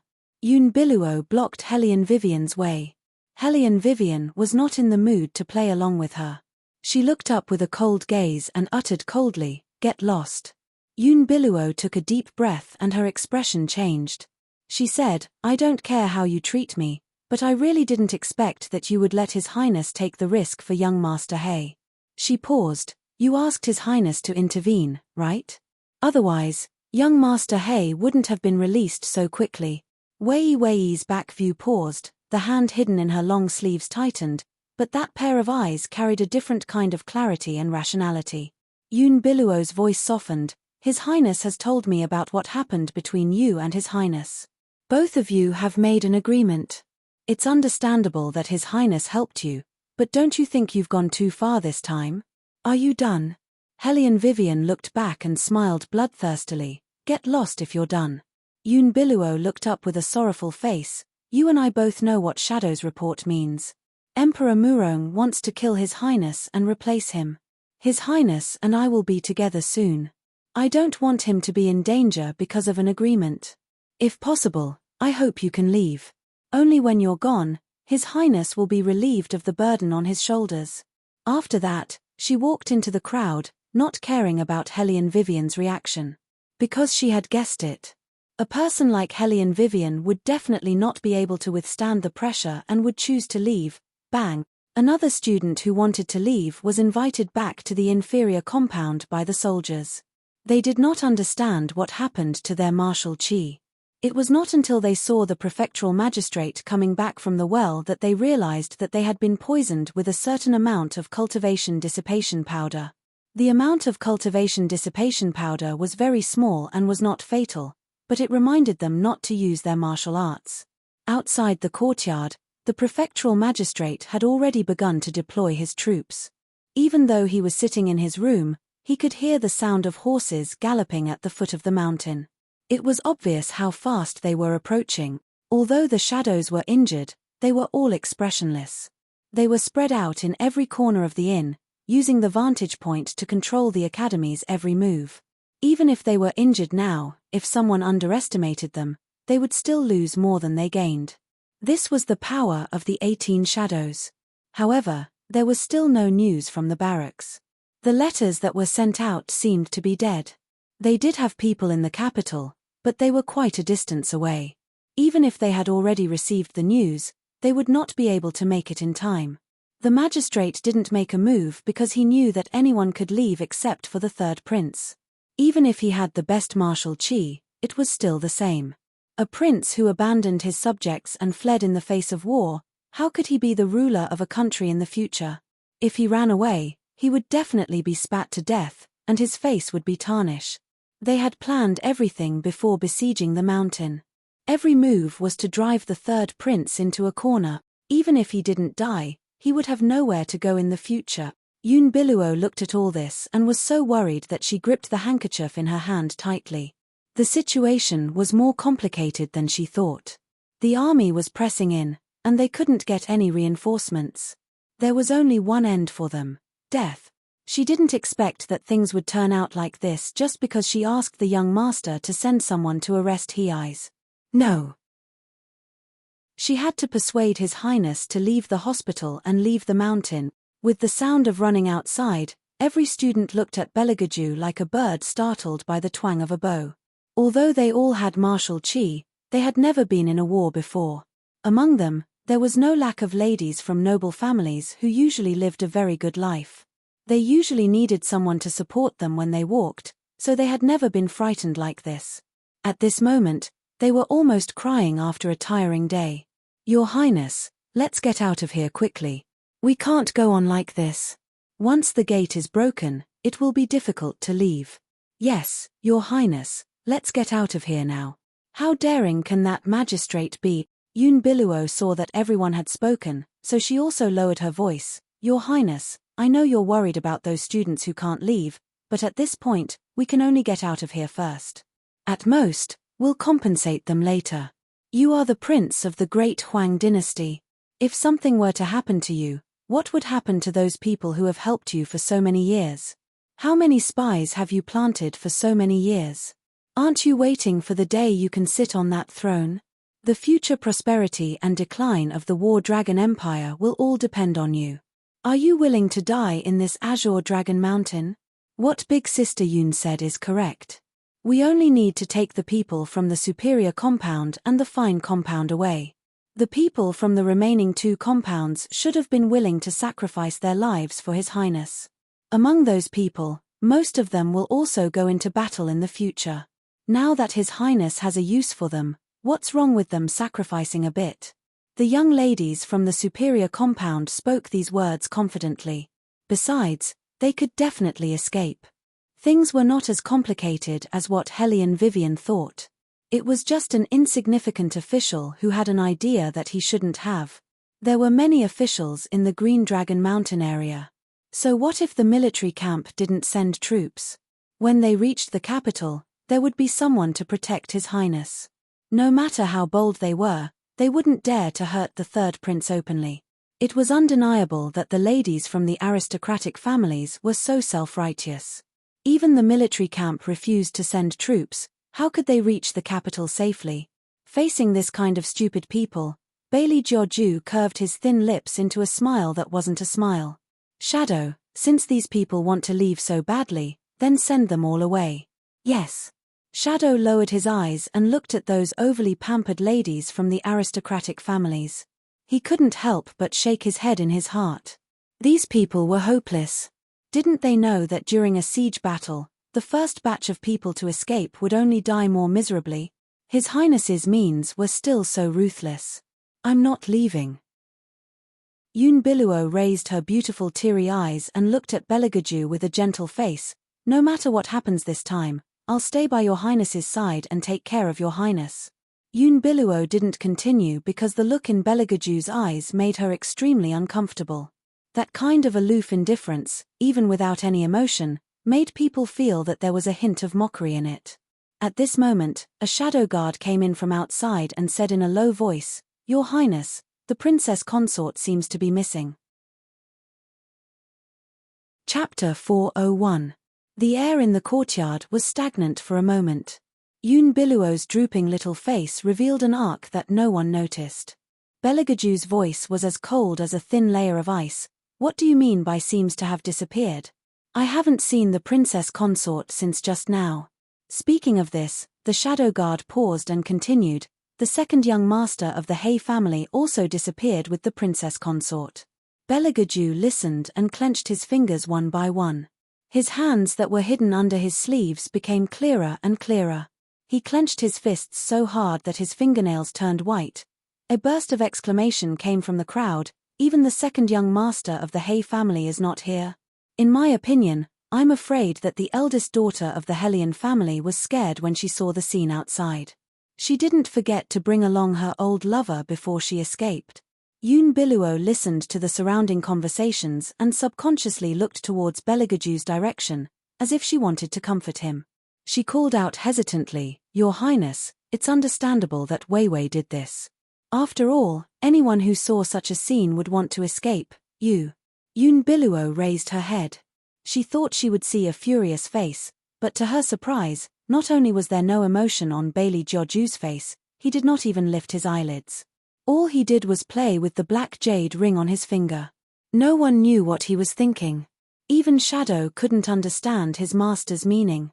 He always felt that Miss Yun was speaking for the Princess Consort at first glance. However, it was true that the Princess Consort had left, but the cause of this matter had not been investigated clearly.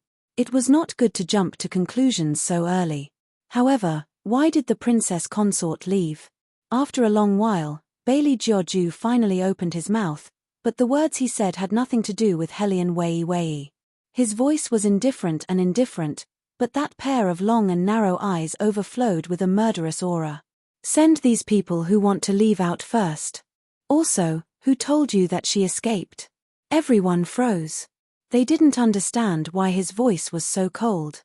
They didn't understand why they could still feel the piercing coldness when they were about to be sent out. Shadow, who knew everything, lowered his head and replied with a yes at the beginning. His Highness was probably just saying those words out of anger. But now, His Highness was truly furious. Perhaps the reason for all this was because these people had just spoken ill of the Princess Consort. "Your Highness." Seeing that Beligaju did not listen to everyone's advice, Yun Biluo's eyes reddened. She quickly followed him into the room. "Miss Weiwei's departure is hard for you, but this is the truth. And Ying has just reported to me.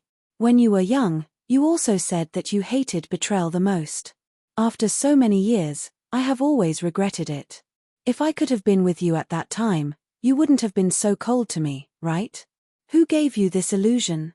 Beligaju sneered mockingly. He casually picked up a teacup and played with it in his hand. Perhaps it was because of his temperament, it always made people feel that he was not holding a teacup, but a chess piece in a decisive battle. Especially when he was standing by the window, looking at everything outside with his dark eyes, like a superior waiting for an opportunity to strike, about to start a beautiful battle. Yun Biluo's face turned pale from his words, but she still refused to give up. "I know it's difficult to get your Highness forgiveness, but anyone who sees a child with golden eyes will be scared. You were too violent at that time, more terrifying than a pack of wolves. I didn't want to leave you behind. I just wanted to call for help." At that time, His Highness who was covered in blood was too scary. A child who was only 10 years old actually stood in the bloodstains and laughed, as if he enjoyed the slaughter. How could there be such a person in this world? Only a monster would do that. However, later on, that child became more and more honorable. Only then did she realize that she seemed to have made a mistake. But didn't she take the initiative to apologize? Why didn't His Highness give her a chance? Unveils twisted the handkerchief in her hand and bit hard on her thin lips. Then what about Hellion Vivian? She was more afraid of you at that time, hiding whenever she saw you. Has your Highness forgotten all these? Upon hearing this, Belegaju's fingers that were playing with the porcelain cup paused. A loud bang was heard. The courtyard door seemed to have been knocked open by something, making a loud noise. Countless infantrymen rushed in and stood at the entrance. Belegaju did not even look at Unveils. His eyes met with the magistrate who barged in. He was still as cold as a celestial, and the smile in his eyes deepened. Under that smile, there was a hint of profoundness. It seems that I haven't been angry for a long time. What a pity, I'm not in a good mood today. As he spoke, he slowly twisted his left hand, and a fierce martial chi suddenly rose in the air. The soldiers who barged in did not have time to see the man's movement clearly. In just a moment, all the intruders exploded at the same time, and hot blood splattered everywhere. Ah! Miserable cries filled the entire inferior compound. Dozens of soldiers exploded at the same time, and blood and flesh splattered all over the magistrate in the distance. The magistrate's hands and feet trembled, and even his breathing was difficult. His face was pale, and his teeth were chattering. He almost knelt on the spot. However, he realized that he couldn't move at all. He could only watch as the demon-like man walked towards him step by step. Why didn't you say anything when you came to see me, Your Highness? The man curled his thin lips and whispered with a smile. However, such a smile was like a deadly curse to the magistrate. The face in front of him was too handsome. Compared to that, what was more unforgettable was the oppressive aura that he exuded. This caused his handsomeness to become somewhat cold, like a top-notch treasured sword that was about to be unsheathed. At this moment, the deafening sound of horse hooves came from outside the door. The sound was very loud, and it must have been thousands of horses to create such a loud sound. Zhongji and Iron Horse had arrived. This was a true massacre of an army at the gates. Emperor Murong was not as stupid as the magistrate, who stood so close to Belegaju. Instead, he rode a war horse and stood a few meters away. He faced Belegaju from a distance. He did not want to be recognized, so his face was covered. Rows of archers stood in front of him to guard against Belegaju's surprise attack. However, Bailey Jiaoju only looked at him and smiled coldly, just like a high and mighty demon god who was looking down at the ant-like existence of humans. His chilly aura made the surrounding soldiers somewhat timid. Murong Wang, you really have a lot of guts. Aren't you afraid that I will exterminate your entire family? Chapter 402. Emperor Murong was enraged by his arrogance. He no longer hid his identity and tore off the mask on his face. He looked into Belegaju's eyes with a cold smile. Your Highness wants to kill 9 generations of your family, but you need to be alive to escape. Haha, based on the current situation, do you think you can escape? Even the shadows you sent out were turned back. Now, the entire Green Dragon army is under my control. If you're really smart, you should obediently allow yourself to be captured. Otherwise, the people around you will suffer together with you. After all, the arrows have no eyes. Belegaju did not speak. The shadows, on the other hand, did not waver. Their handsome faces were calm and their eyes were burning. Belegaju did not let them protect him. Instead, he took a step forward. He walked slowly and elegantly, so much so that the people around him forgot to draw the bows in their hands. Do you really think that I will allow you to attack without making any preparations? At this moment, the cold and indifferent voice was like the cry of a superior weapon. Emperor Murong disagreed. Your Highness is talking about preparation. Are you going to the other barracks to ask for help? It's useless. No one will send their troops. The young master had personally ordered that all the barracks under the 4 great families were not to leave the barracks by even half a meter. This time, Bailey Jiaoju must die without a doubt. Who told you that no one will send their troops? Suddenly, a cold and languid voice came from the thin mist in the west. Who's there? Emperor Murong, who was interrupted, was a little impatient. He waved his hand and all the archers raised their hands and aimed at the black fog. The voice only disappeared for a second before it was heard again. It's me. A white fog rose and a slender figure gradually appeared. Her straight and slender legs were more beautiful than a model's. She stepped in the billowing smoke. Her black robe fluttered in the wind, revealing a unique handgun at her waist. Her top-notch streamlined figure shone with low-key luxury. That figure stood in the white fog for a long time. The corners of his mouth were slightly curved, and he had an indescribable evil charm. However, no one could see his appearance clearly. He could only vaguely see her slender fingers lazily caressing Gunshot's body. She looked at Belagaju, who was not far away, with a faint smile.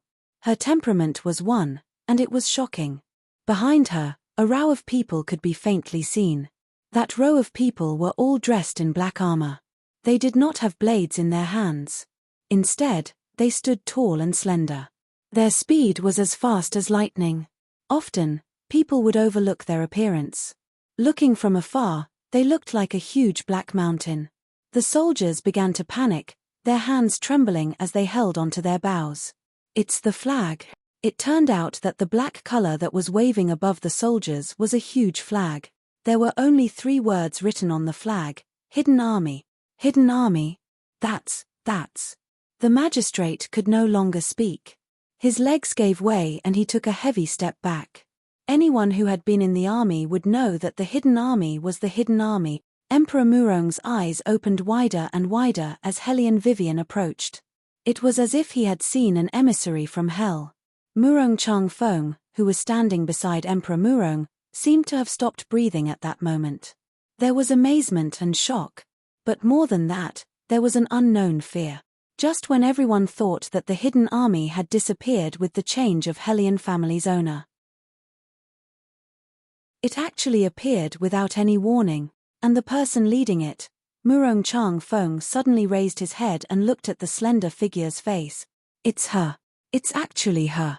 Murong Changfeng's eyes shook violently. All these years, the reason why he allowed the people around him to bully Hellion Vivian was because she was a fool. In the future, she would not be able to help him in any way. That was why he listened to his father's orders and thought of ways to divorce her. But now, she actually became the leader of the Hidden Army. A huge sense of regret welled up in his heart. He could not hide it no matter how hard he tried. It turned out that he had long regretted it. However, those regrets had never been as strong as now. Yun Biluo, who was standing at the corner, looked at the scene in front of her. Her small face turned pale. She thought that Hellion Vivian left because she listened to her. Why? Why did she appear here with the Hidden Army? How did she get such a powerful army? Yun Biluo bit her thin lips. She was just saying that Hellion Vivian was a coward and ran away. But now, she felt like she had been slapped in the face. Emperor Murong was not as flustered as the others. So what if the other party was the Hidden Army? No matter how powerful they were, they could not win against them in terms of numbers. When Emperor Murong thought of his backup troops, he sneered at Hellion Wei Wei. This time, you've really opened my eyes, you piece of trash. You're too kind. No one was a match for Hellion Vivian when it came to throwing and tugging.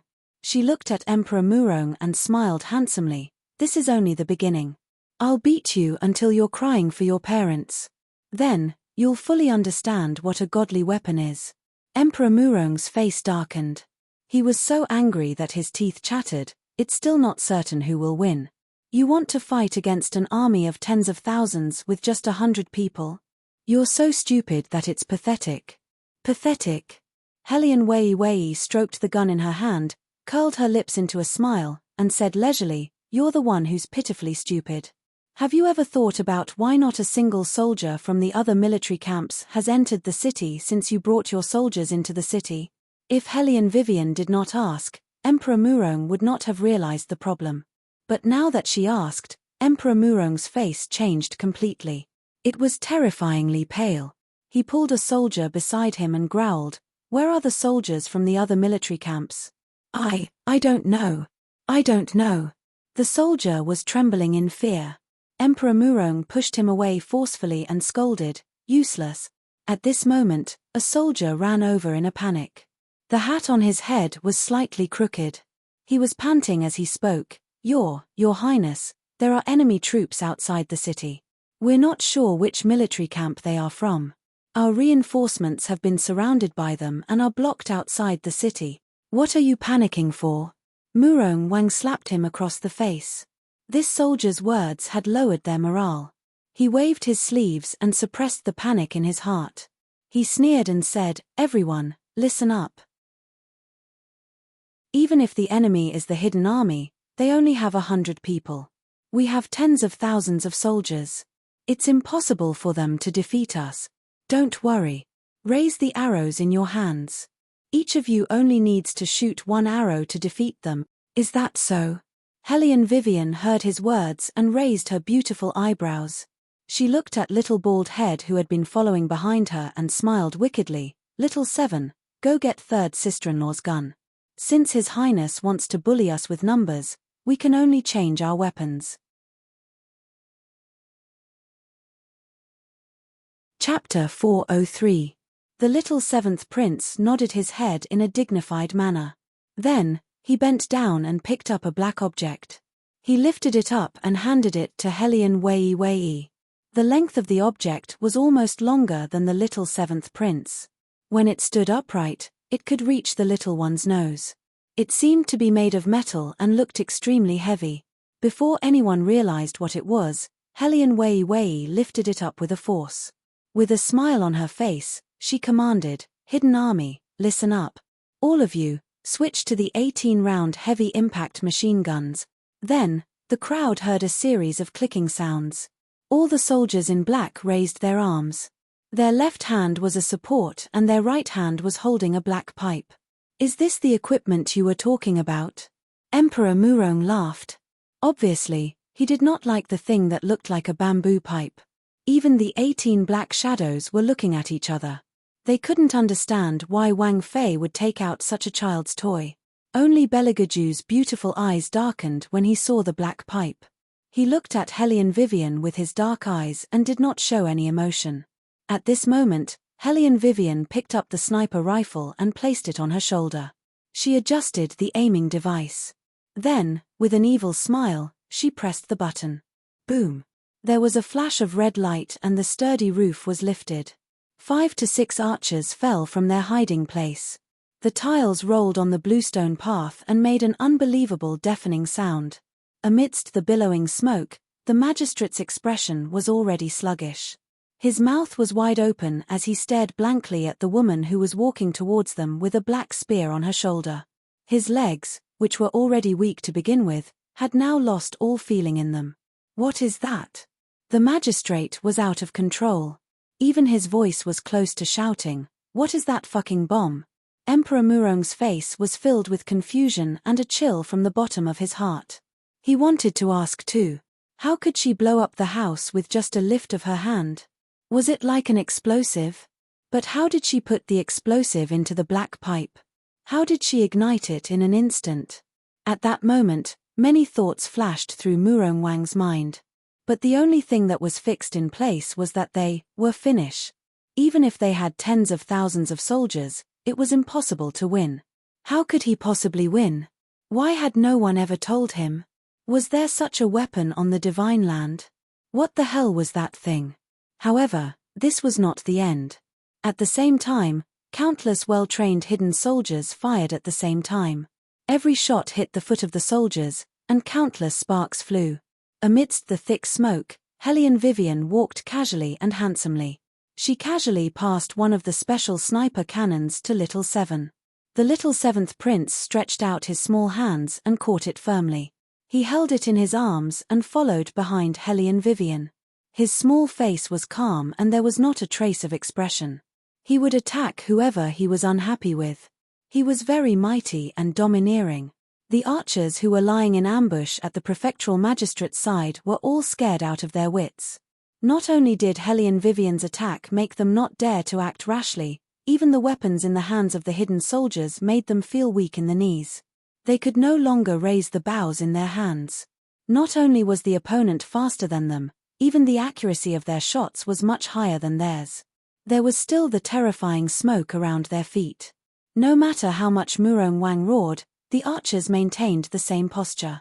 Murong Wang, who had planned carefully for so long and thought that victory was in his grasp, was completely flustered at this moment. He looked at the figure that was getting closer and closer to him. He could not help but drag a soldier to stand in front of him. But in the next second, the soldier was shot dead. Fresh blood gradually dripped down his face. The corner of the woman's mouth was slightly curved. Her white dress was fluttering wildly in the hot wind. The night Rakshasa's beautiful wings were flapping wildly. Her beautiful face reflected a seductive red, with undisguised arrogance and confidence. No matter how beautiful the color was, it was just a foil in front of her. Thump! The prefectural magistrate could not hold it in any longer. He knelt on the ground, crying and shouting, "Princess, please spare my life, please spare my life." It was over. It was completely over. What would the group of archers do now that the commander has surrendered? One by one, they put down the bows in their hands and knelt 10 miles away.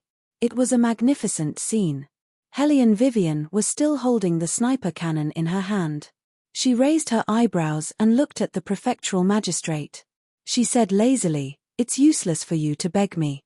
You should beg His Highness." The prefectural magistrate was stunned and looked in the direction of Belagaju. That man, even though he was in the midst of the billowing smoke, was not stained by the dust. The elegant cloak draped over his shoulders made him look like an emperor who held the power of life and death in his hands. The more he was in a situation like this, the colder and more dangerous he looked. It was as if he was born to be a god who killed the world, giving people an absolute sense of oppression. The prefectural magistrate trembled in fear. In front of Hellion Vivian, he still dared to beg for mercy. But in front of this man, he kept kowtowing. The sound was so loud that it was painful to hear. Belagaju did not even look at him. His eyes fell on Hellion Vivian's small face. Hellion Vivian did not understand why he was looking at her like this. She frowned. "Come here." No matter how much the world was tormented, the royal family's tone was always commanding, leisurely and indifferent. Hellion Vivian looked at the surrounding students and the archers who had just surrendered. She could not ignore Belagaju's feelings. She carried her gun and walked over. Her posture was quite handsome. But before she could finish her handsomeness, Belagaju lifted her chin. Hellion Vivian's long and narrow eyes widened in an instant. She looked like a silly fox who had been bitten by a tiger. Wait a minute. Was this guy thinking of kissing her here? It turned out that Hellion Vivian was thinking too much. Because the royal family saw that her face was dirty, they threw her a handkerchief and asked her to wipe herself. Hellion Vivian was speechless. Holding a gun with one hand and wiping her face with the other, she still did such a stupid thing. A certain someone who was obsessed with cleanliness was always so crazy. Hellion Vivian pursed her lips helplessly as she wiped her face. Belagaju looked at her and reached out to grab her hand. Holding it in his palm, his thin lips curled up. His deep eyes looked more charming than ever. His sexy voice rose slightly. "What were you looking forward to just now?" No,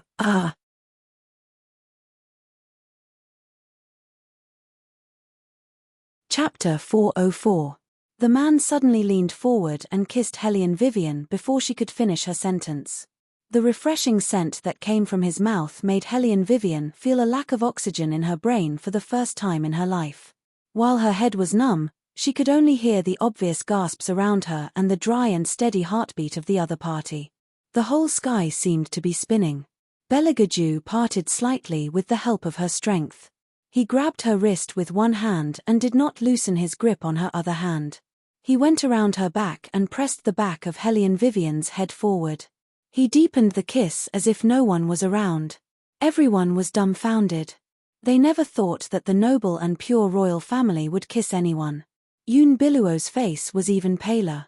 She clenched her fists so tightly that they almost pierced into her palms. Her pair of eyes that were always gentle and harmless were filled with jealousy. A slightly cool sensation exploded on the tip of her tongue. Helian Wei awkwardly wanted to retreat, but he gently swept the coating on her tongue and slowly sucked on it. Helian Wei's whole body trembled like a cooked prawn. She curled up in his embrace, her fingers trembling, yet she couldn't move. The sound of friction between the clothes seemed to be much louder when they rubbed against each other. However, Beligaju did not restrain himself. Instead, he kissed her harder, as if he wanted to suck all the air in her mouth. Helian Vivian's legs gradually lost their strength.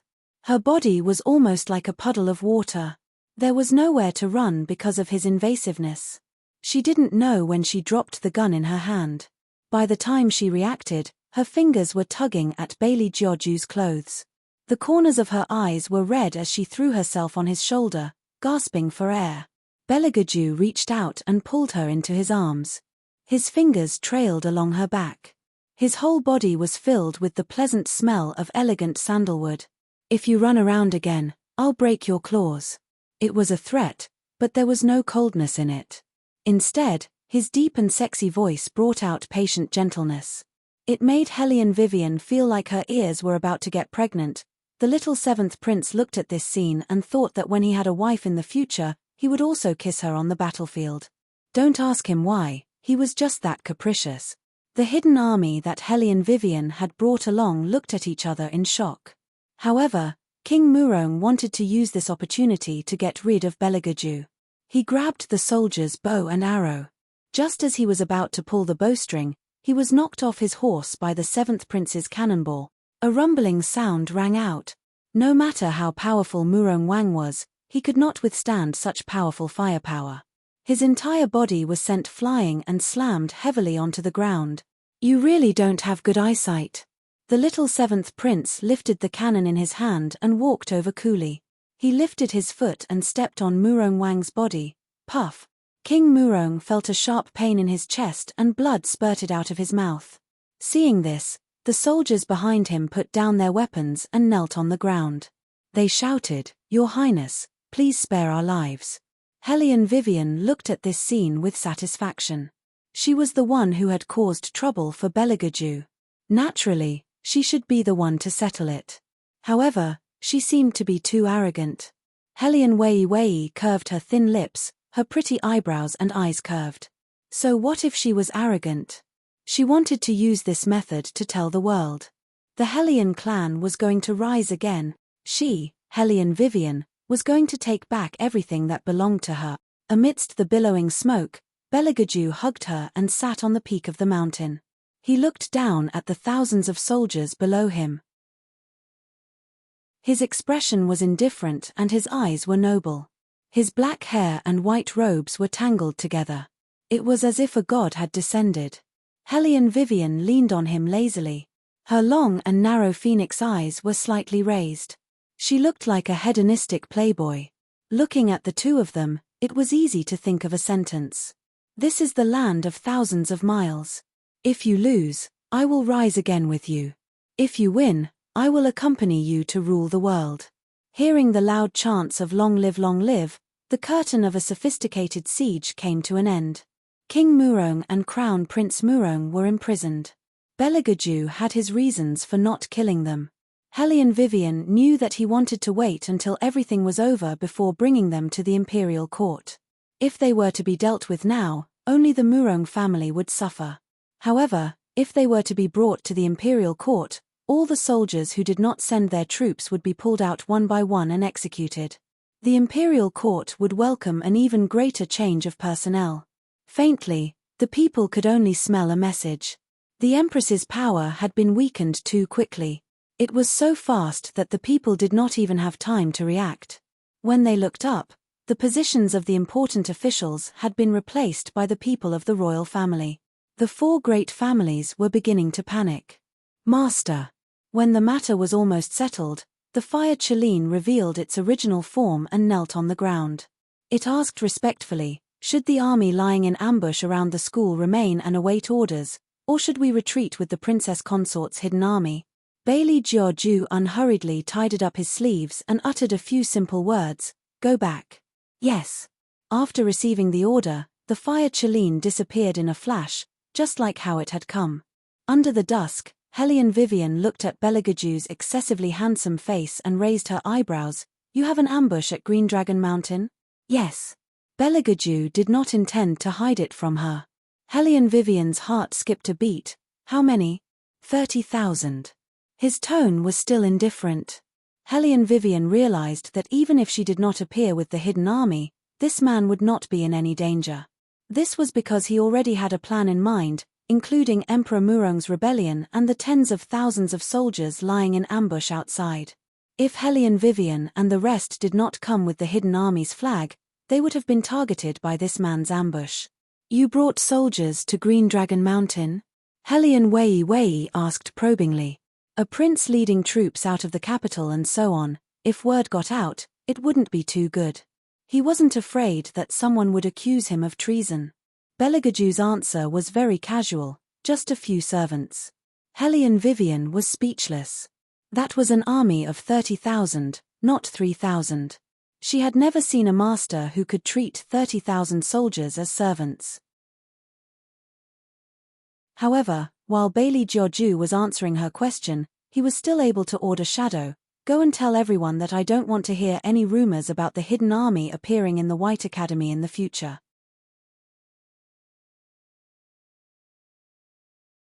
Chapter 405. The hidden army looked at each other.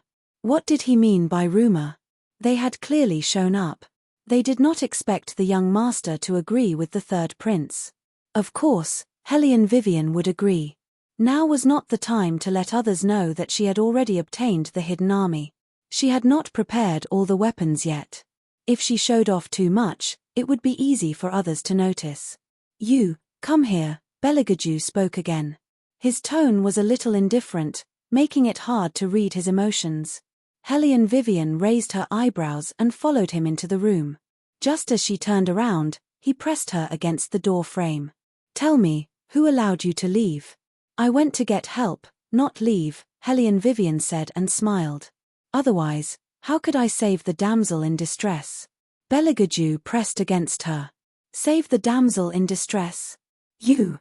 Wasn't I handsome just now?" Hellion Vivian yawned lazily and looked at Belegaju. She wanted to walk out of the shadow that he had created. "Frankly speaking, I stood up for you this time. Are you very grateful to me?" Belegaju nodded and pulled her back. He slowly lowered his body and stared at Hellion Vivian. His soft ink-black eyes could easily make people sink into a deep pool. Hellion Vivian was a little uncomfortable under his gaze. Just as she was about to open her mouth, the heat that covered her lips instantly took away her words. The hand that fell on the side of her face was now holding her chin. Her lips were licked, her teeth were invaded, and he was teasing her mouth. He was obviously a cold person, but he could actually arouse such heat. From his mouth to his body, and the arms behind her back, it caused a strange sensation in her heart.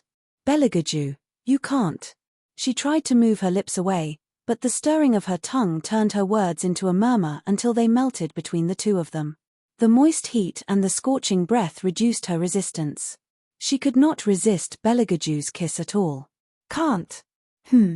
Belegaju moved away slightly, as if to refute her words. He didn't allow her to breathe and once again devoured her lips. His fingers slipped into her clothes, and his deep voice was hoarse. "Your body doesn't say so." She didn't know if it was because of the slightly cold temperature of his fingers, or because of his words. Hellion Wei only felt that both of her legs were weak. She weakly endured his kiss in his embrace, and her consciousness also started to uncontrollably drift to the distance. "Arju, I heard." The sudden noise woke up the two people who were intoxicated. Hellion Vivian came out from Belegaju's arms and glanced at Tu Sufeng. She rubbed her thin lips with the back of her hand and her breath was still a little unstable. "I'll go out first. You guys talk." Belegaju didn't have the slightest shame of being caught red-handed. He reached out and tied at his collar, then looked at Tu Sufeng. "Next time you come in, Knock on the door first. Tu Su Feng smiled gently. I thought that a kid like you, who would feel dirty even if someone touched you, would never be enlightened. I didn't expect that, Hare. How is it? Is it exciting to do this in the academy? It feels good. Beligaju sat on the chaise lounge with his legs slightly crossed. His tone was cold. But a 10,000-year bachelor like you can't understand this feeling. Tu Su Feng felt like he was shot in the knee. The corner of his mouth twitched. This icy kid, his mouth is still as poisonous as ever. Murong family, what do you plan to do? Tu Su Feng sat down and prepared to talk business. Beligaju curved his thin lips, and the smile in his eyes faded. Of course I'll uproot them, so that those disobedient old men can live in peace. The rest of the people were indeed in peace. Because they didn't expect Beligaju to survive. They chose not to send troops because even they thought that Emperor Murong would succeed this time. Who would have thought, oh, who would have thought? They made the wrong bet. The people on the fifth prince's side were almost completely annihilated. The emperor's uncle rebelled, and the empress was also unlucky. She was completely removed from her position as empress and was imprisoned in the dungeon, never to see the light of day again. Helian Guang Yarrow saw this and only regret was left in his heart. He frowned at the secret guard who came to report. Who sent the troops to the third prince and let him break out of the siege? The secret guard shook his head. I'm not sure, but it seems that the royal family was already on guard. That means that Murong has been too careless this time. Helian Guang Yarrow didn't ask more when he heard that there was an ambush. Instead, he looked up and said, the clan meeting is about to begin. From today onwards, keep an eye on the madam. Don't let her notice anything. I still need the Su family. Yes. The secret guard lowered his eyes. He knew that the madam couldn't know what the old master had been doing recently. Otherwise, it would definitely be a mess. Helian Guang Yarrow stood up and was about to leave. Also, send some gifts to the heads of each family. When the clan meeting starts, let them remember to choose me. Yes, sir. The secret guard finished and looked up again. But there's a stubborn old man that I can't handle. He seems to be bent on choosing the eldest miss. Helian Guang Yarrow sneered. I know who you're talking about. Don't worry about him. He's just a second-class handicap who followed the old master on the battlefield. Now that his leg is broken, he can't even stand properly. Every time the clan meeting starts, there will be 11 people making decisions. He alone can't change the situation. Moreover, I've already found someone to contact the hidden army. The hidden army? The secret guard looked up and his eyes suddenly brightened. Old master, you've contacted the hidden army? Helian Guang Yarrow's face was filled with pride. I'm in contact. To ensure that nothing goes wrong, I want that little bastard to completely give up on fighting for power with me. You're wise, old master. The secret guard praised loudly. Helian Guang Yarrow smiled and waved his sleeves confidently. It was night. A cool breeze blew and the stars twinkled. Helian Vivian looked at the paper in her hand and smiled wickedly. She said to the person who delivered the letter, tell Kai Yang that since he wants the hidden army so badly, give him one. Yes. The person saw the smile on his young master's face and knew that she was up to no good. He did not say much and flew out of the White Academy after receiving the news. After settling the official business, Helian Vivian planned to see how the things that she asked He-Eyes to prepare for her were going. Just as she opened the door, she met with a pair of indifferent and narrow eyes. Where are you going? Taking a walk, Helian Vivian felt that it was not a good decision to look for He-Eyes today, so she silently retracted her leg. Beligaju smiled, his eyes turned dark brown. Is that so? Yes. Helian Wei smiled, her expression was very sincere. Beligaju leaned lazily against the door frame and glanced at the package in her hand. This is the first time I know that you need to carry this thing for a walk. Chapter 406. I'll feel more secure if there's something accompanying me. Helian Wei didn't know that she was so good at lying. Beligaju looked at Helian Vivian and slowly took a step forward. Suddenly, his thin lips curled up. So Madam has been hinting at me to accompany you. Hellion Vivian was speechless. That's great. I have time today. Tell me, where do you want to go? Beligaju bent down and slid his slender fingers across the collar on her neck. It seemed that if she didn't tell him the truth, he would change to another thing and lock her up. Hellion Vivian, who didn't plan to go for a walk, could only choose a place in the White Academy that was the furthest away from Hei's. The back of the mountain. The back of the mountain? Beligaju frowned. There are too many mosquitoes. Hellion Vivian raised her eyebrows. You shouldn't be afraid of mosquitoes if you bring Fire Chilene out.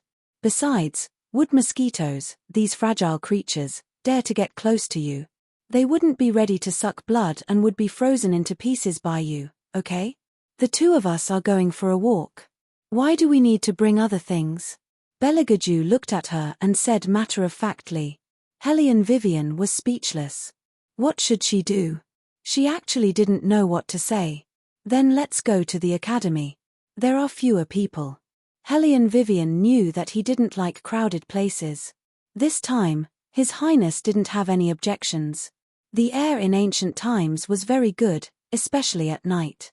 The scenery was good and the wind was very comfortable. The restlessness in Hellion Vivian's body seemed to have been soothed a lot.